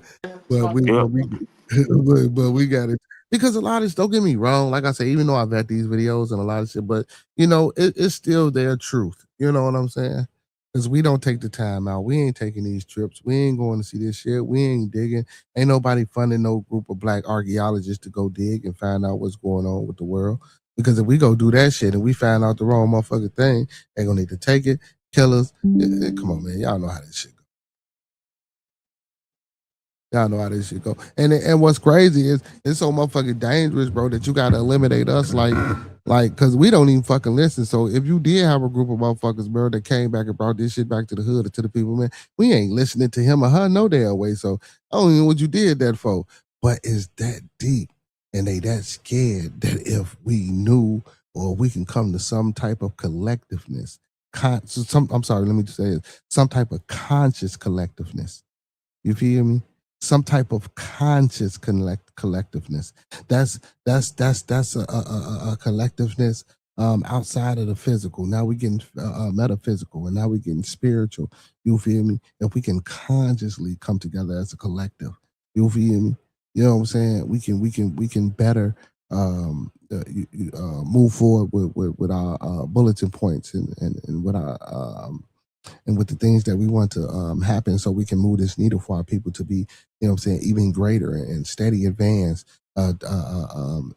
educational wise, financial wise, political wise, economical wise. You feel me? You know what I'm saying? It's all for a greater good. You feel me? Because listen, and don't get me wrong, I ain't knocking people, because you always need people. People are going to always need people. But in order to sustain some shit that we want, because motherfuckers is always out here talking about some type of form of reparations or trying to get it from a motherfucker. No, if we had that conscious collectiveness, and we were able to get together and formulate ideas and bring them into manifestation. With the proper work and with the proper mindset and with the proper, you know what I'm saying, balance of energy and vibration and frequency. You feel me? It's not nothing that we couldn't fucking amount and amass to in the motherfucking United States Corporation of America. But we so stuck on the psychological shit. And guess what, y'all? And when I say we stuck, and I'm gonna include myself in this, but even if I'm broke, even if I break the psychological constraints, you know what I'm saying, that's on my mental, right? You feel me? Even me being one person that breaks it, you got to understand, like, it's more than just me. That's why I said a conscious collectiveness. You know what I'm saying? And it's not just me, it's other people who may have broke or got away from, but we just so drawn in as a whole that it slows down the whole progress of a motherfucking nation. You feel me? And listen, man, and I know people gonna say, I mean, you're not a fucking African American, man. You're fucking American. Every fucking black person that come from no fucking Africa, and we wasn't slaves. Just like they brought motherfuckers from Africa here, they took us and from here and took us there. You feel me? Like, and that's why, you know, and motherfuckers used to always tell me this, all skin folk ain't kinfolk. And I used to not like that shit. Because I felt as though if all melanin brothers and sisters united on any plane, I don't give a fuck where you from, as long as you have melanin in your skin and you was dark like me, that there shouldn't have been no reason that we can't unite, that we can't be together, that we can't fight for a cause and have a cause. And who gives a fuck if you spoke a different tongue or a dialect within the cause, but a person that's going to represent us, a person that we're going to push, a person that we're going to protect, you feel me, a person that's going to have our interests, and when he get in that bitch, you feel me? We're gonna do everything for this person so that if a motherfucker came up and tried to do anything to deter his mind, we so much right there, goddamn it, that ain't none of that gonna happen. But we don't do that. You feel me? Even with this fake ass black caucus, and not to get off the religion shit, but even with this fake ass black caucus that we got, they don't do shit for the people, man. They don't do shit, and they can't do shit for the people because of the way the Constitution was written and worded. You know what I'm saying? The way that motherfucking piece of paper and ink that was put on that piece of paper was constructed was fucking ingenious by these so-called motherfuckers that we call our forefathers, who are from England. These motherfuckers are not even from America. Y'all gotta realize that shit. The Rothschilds, bro, he was a British fucking Jew, bro. Why is he responsible for the education system over here? Because a lot of motherfucking criminals and crooks, and you best believe some of his people was on that motherfucking boat when they dropped them off, and then they got over here, bro, and they fought for their motherfucking revolution against, you know what I'm saying? Even with the Boston Tea Party, I'm not gonna get into that because that's something I won't speak on. The Boston Tea, but it was people already over here, bro. Even bro, oh my god, I gotta start saving this shit. When I come across this shit, or when I'm researching and studying shit, or just taking pictures and shit, like, bro, but hold on, but you even got the writings from the expeditions of Lewis and Clark, in the rivers, and what the fucking people that we call so-called fucking Indians in America, or Native Americans, because I want to try to be politically correct, or indigenous people of the land, man. They wasn't in no motherfucking Africa. He was over here, and this shit was and they like, oh shit, these motherfuckers look black. You feel we're gonna keep it modern. Oh, these motherfuckers look black. What the fuck is this about? You feel me? All that damn, these motherfuckers already over here. Like, what the fuck you know what I'm saying? But by the time and I'm gonna keep it 100. By the time they realized they was motherfucking stealing, it was too late. They probably didn't give a fuck by then. Shit, once you there, you got to go all the way to fucking, or come back as a traitor, or you got to have one hell of an explanation to tell the general of why you didn't complete your motherfucking mission. You feel me? Oh shit. She said, I'm sorry, Ms. Jean. She says, have you ever done some research on Yoruban beliefs and traditions? I know about the Yoruba. You know what I'm saying? The Yoruba, the Wolofs. I know Mbutus. I know a little bit the Zulus. I know a little bit about the Orishas and stuff like that. Yes, I do. Yes, I do. And I know that's where a lot of y'all traditions and shit come from too over there on that island. A lot of them Caribbean islands get their shit from the different African, well, certain parts of the islands, certain parts of the regions of the Caribbean get their philosophical or school of thought understanding from a lot of diasporas over there from the continent of Africa. You feel me? And I tell people, you know, I try to get people, and I encourage people to learn more African diasporas. She said, yes, yeah. You come on, Miss Jen. You know goddamn what I know about. Yeah, it ain't too much of shit that I don't know about. The only thing I don't really know about y'all, and I'm gonna keep it 100, is and I'm trying to get into it, because the only reason I'm trying to get into it so I can build a better relationship with my daughter, because my daughter going to school to be a doctor and shit. So like biology and a little bit more of science. Like my brother's a scientist, but like the biology and shit like that, I'm trying to get more into that type of shit and learn more about that type of shit. You know what I'm saying? Because my daughter trying to be a doctor and just get into, you know, a little bit more chemistry and shit like that, and, you know, biological sciences and stuff like that. You know what I'm saying? I'm trying to, you know what I'm saying, do that now. But back. I'm sorry. But back to the research. Yeah, man. Ms. Jen. Yeah, of course. You know what I'm saying. I'm tapped in with all that. You feel me? But like I was saying, I try to get people to, especially my melanated brothers and sisters. I try to get people to, you know what I'm saying. And here you go, because what I'm going to say, I try to get people to engage more with the African diasporas. But guess what? You are already doing that. When you're practicing Christianity, when you're practicing Judaism, when you're practicing Mohammedan, or Catholicism, Christianity, when you're practicing those things, you are practicing African diaspora, but a perverted version and added shit to it, because all these things have a foundational base within the diasporas. All of them. There's no religion or no place on this planet that doesn't have any type of influence from, you know what I'm saying, the central part or the central continent that's rooted to the ocean floor. And for people who don't know this, and I know I didn't say this once before, Africa is the only continent that's still connected by land to the ocean floor. You feel me? And that's deep. You feel? I guess that's why they call it the motherland. All right, man. Anyway, we're not going to get into all that, because I don't necessarily think it's the motherland per se. Like I say, man. I really do think. Or that region. Because again, I'm not gonna say civilization and creation started all at the same time. You feel me? From these different people. You feel me? Because if you go to different, like I said, if you go to different things, especially with the Anunnaki, you know what I'm saying, with all the fallen angels, and they coming down here and they separated and went their own way and they started creation. I don't know who created who first or who did what. You know what I'm saying? And I don't know if shit was copy, carving, did they come over and held, You know what I'm saying? It could be a lot of different variations. Even though we can get a baseline story, but it's still a lot of different variations of conceptions or perceptions that we can have of doing these creations and how things got created and how things came about. If you believe in those type of stories and things like that, you know what I'm saying? But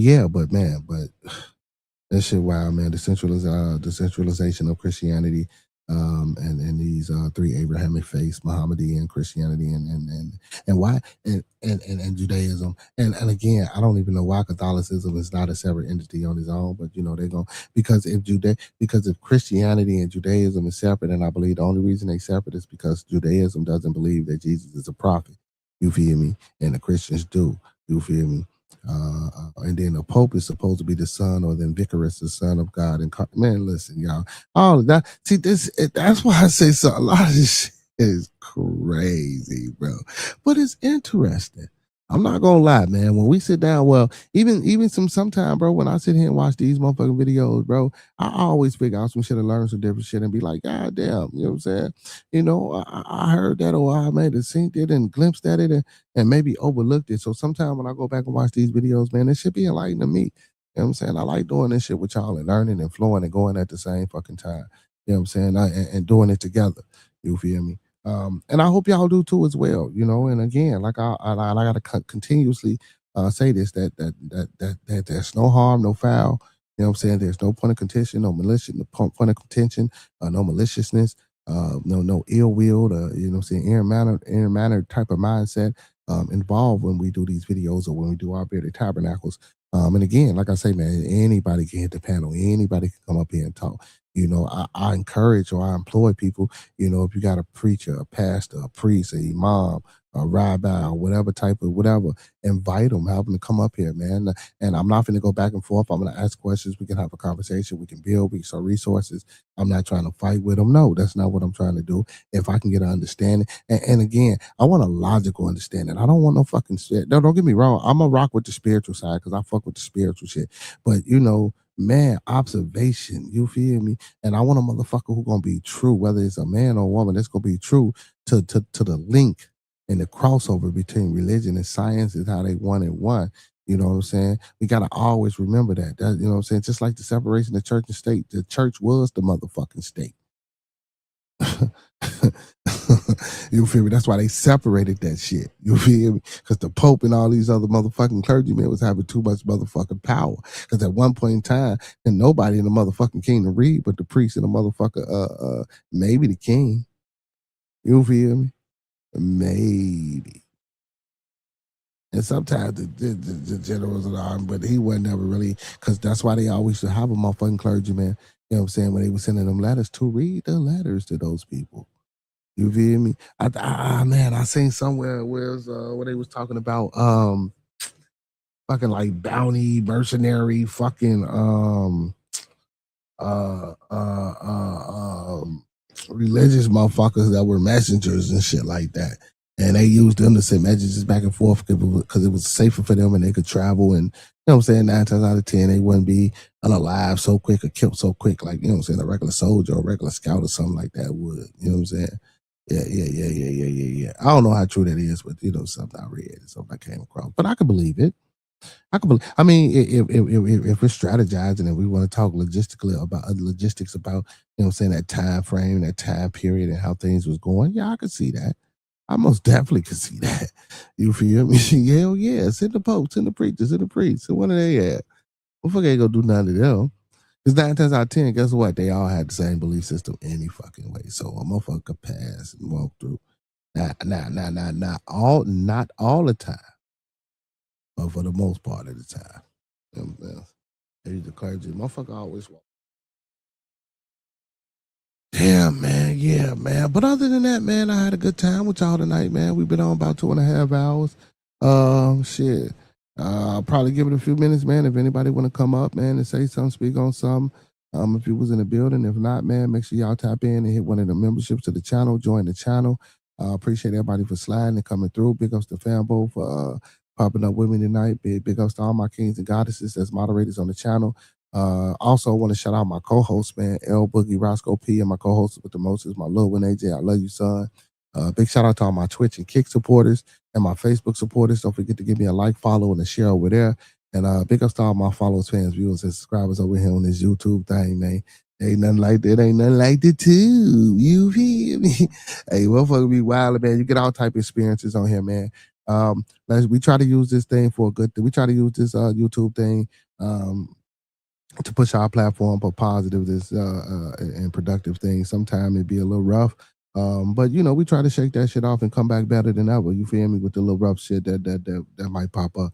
But yeah, man, big ups to all y'all, man. And like I tell y'all every night, man, without y'all, it would be no us on Build a Conversation. So from the bottom of my heart to the top of my mind, you know what I'm saying? Flowers to moderators, flowers to all the supporters on every platform that I stream from. Flowers to everybody that come up to the panel and support.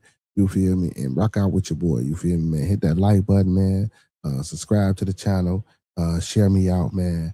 And man, listen and fuck with your boy, man. I know it's Sunday, but those that fuck with us, fuck with us. Those that don't, fuck with us anyway, man. Y'all know how it be. And then we can't forget about, man, my most gracious, you feel me, panel security, man, who been on time for the past couple of days, you know what I'm saying? AKA Two Wheels, AKA Hot Wheels, AKA Vroom Vroom, Mr. Vroom Vroom, my bad, AKA Get Your Girl, Let Her Sit on My Lap, AKA Told motherfucking 31 Ocho, and don't forget the Ocho. You're gonna be the first motherfucker to make me stand up and slap the shit out you. AKA the motherfucking AKA, man. My panel security 2 Wheels in the building with me, man. Yes, sir. Man, love the bro when he come through, man. Then for the most part, man, you feel me? Oh, AKA the silencer. I know he be silent for the most part, man, but you know, I appreciate 2 Wheels for support, man. I want to say thank you to 2 Wheels for allowing me to make you comfortable enough with just like being sitting over here on my panel, because I know how you go, you know what I'm saying, and you sit on the ladies panels and you support, you feel me? So, you know what I'm saying, I want to thank you for allowing me to, you know what I'm saying, to have that chance to even getting the, you know, opportunity for us to meet, to open up, you know what I'm saying, and be cool that you know what I'm saying, find yourself welcome and worthy, not worthy, but welcome and finding me worthy rather of coming to sit up on the panel and just shooting the shit and chilling with us, you feel me? So big ups to it as well. Yes, sir. Yes, sir. Anytime, bro. Anytime, man. You know it, man. You know it. But before we get up out of here, man, people, man, I appreciate y'all. 2 Wheels, close us out. You know what I'm saying? Yeah, man. Mind your business, man. That's the best business, man. Mind your own business, man. Hey, boy, hey, for the past 4 days, boy, you been on motherfucking point. Mind your business, man. That's the best business to have. You feel me? Like, cause minding other folks' business, getting all in other folks' shit, and then throw it, cause a lot of motherfuckers on here like to throw the rock and hide their hand. Excuse me. Yeah. Like to throw the rock and hide their hand, man. You feel me? And guess what? I might have been guilty of it as well. I'm not gonna sit here and say like I'm innocent and I'm perfect and Oh I don't yeah, do. yeah. Me too. Me You know too. what I'm saying? But when motherfuckers get up here and throw rocks and hide their hand and think ain't shit happen to them or think ain't nobody supposed to say nothing or approach them, that's the shit that be blowing me and getting me. You know what I'm saying? Because Yeah. it be like, the fuck you be on the same. But anyway, man. Yeah. Yeah, man, mind your business, man. Listen, mind the business that pays you, and that's your business. You hear me? Because my business, two-wheel business, anybody else business, that shit don't pay you, man. That shit only you. Listen, you just giving that shit. You allowing that shit to live in your mind rent free. You feel me? Rent free.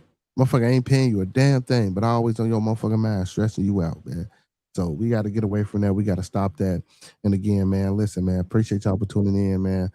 We got something going on every day of the strong, man. Sunday to Saturday, man. Make sure y'all tune in, tap in.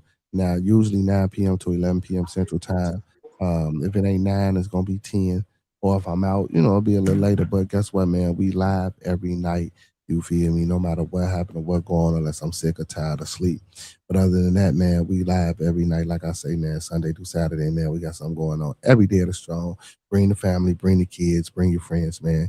Tune in, tap in to Bearded Conversation.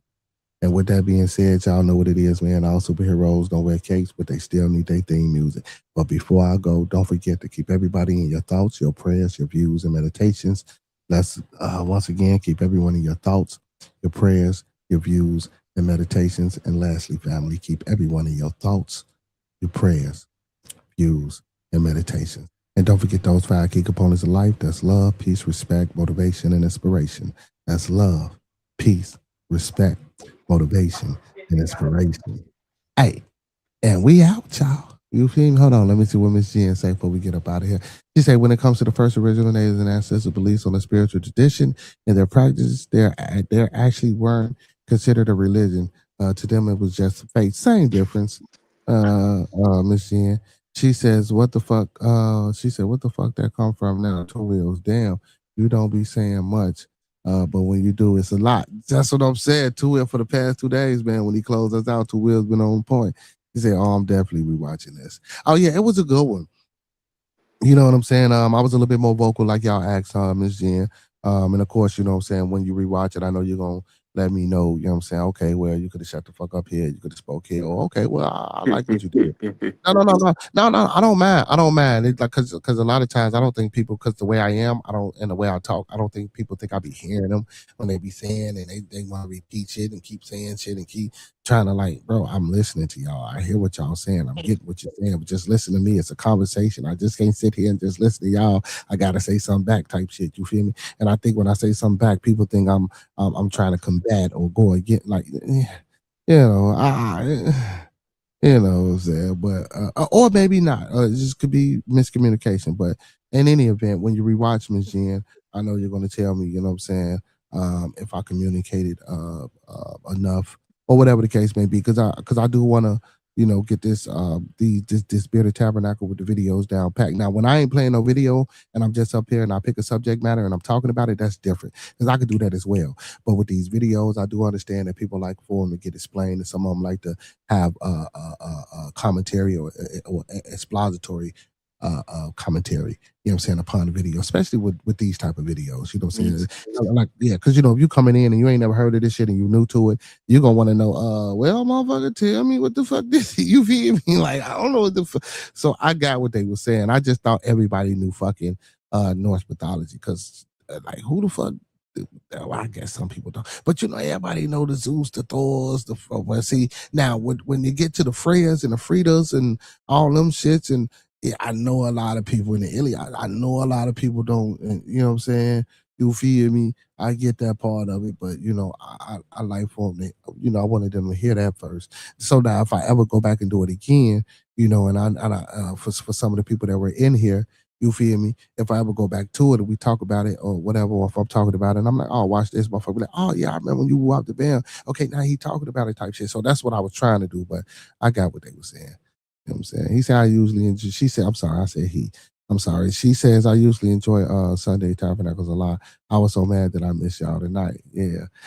Hey, no, it was good though, Miss Jen. The video was a short video, but like I said, it was good. It was one on Judaism and stuff like that. Now they mentioned the Ashkenazi Jews, but they did mention the Khazar Jews on this one. Now Jews got different variations of Jews too, y'all. So y'all, and I'm matter of fact, I think that's what we're gonna do next Sunday. We're gonna I'm gonna try to find something on the different types of Jews.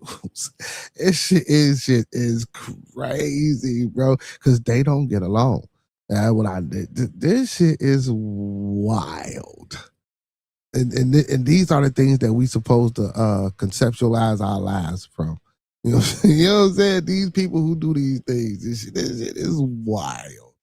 You know what I'm saying? She says, yeah, you got to make it simpler for them.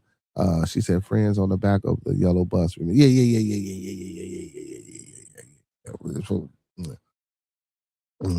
With the short yellow bus, yeah. So, a lot of them motherfuckers, yeah, you feel me? I know Miss Jen. But I swear though, man, to y'all, man, just for me being me and the type of audience that I have, and I know I talk shit about y'all. Only talk shit about the ones that's my family. That's always here, like Miss Jen, Cito, you know what I'm saying, Monk. Like, yeah, I feel as though I can do that with y'all. Like, my new people, I don't try to do that to the new people. I ain't really know them. I ain't build no relationship with them. I ain't really, not saying that I'm not trying to get to know them. You know what I'm saying? Yeah, that's going to take time, but y'all, I know y'all. So when y'all think I'm angered or frustrated at y'all, it don't be anger and frustration at y'all. It just because I know y'all. So it's like, shut the fuck up. Get the fuck up out of here. What the fuck are you talking about? You feel me? Because it's y'all. You know what I'm saying? Well, when there's other people, I don't usually, you know what I'm saying, get out on them like that. We try to be a little bit more heartwarming and inviting and getting them in over here first. You feel before we, you know what I'm saying? You know what I'm saying? But yeah, Miss Jen, rewatching. Anybody that's just caught the stream late. We just did a stream about Judaism. It got into the video actually got into the religious aspect of it, the spiritual aspect of it, the political and governmental part of it too. It was short and brief, but nonetheless, you know what I'm saying? Straight to the point, resources. And again, any of the things that I play, any things that I speak, any things that I say when it comes to this type of information can always be looked up. It can always be researched. And if you don't know where to start and if you need some help, I can do that as well. So with that being said, man, don't forget 5 key components of life: love, peace, respect, motivation, and inspiration. And don't forget the most important part of that's that glue. And that's that support. So don't forget to E40 that thing and sprinkle a little support on top, because a little support go a long, long, long, long, long way, y'all. Hey, man, with that being said, man, to all my beautiful people, all my superheroes, and all my Beardonians, man, you know what I'm saying? It's time for that beautiful theme music, y'all. Peace. Guys.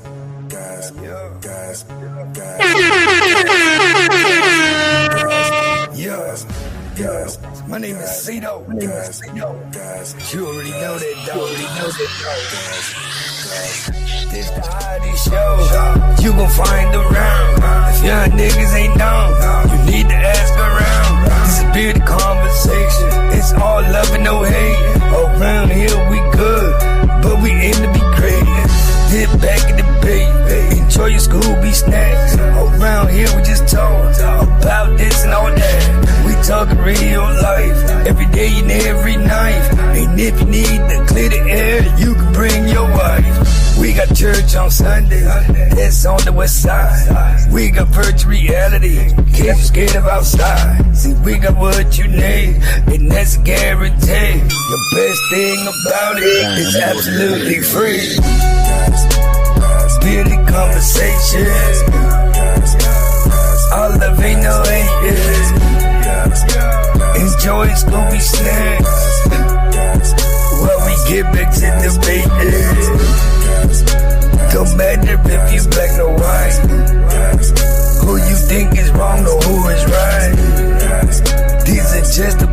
cause I'm excited from a different walk of life. Yeah.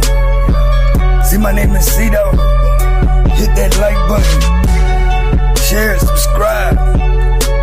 Buy this man a coffee. Don't forget to lead over follow. Don't forget to love those that love you. And don't ever forget that you ain't never been richer than you are right now.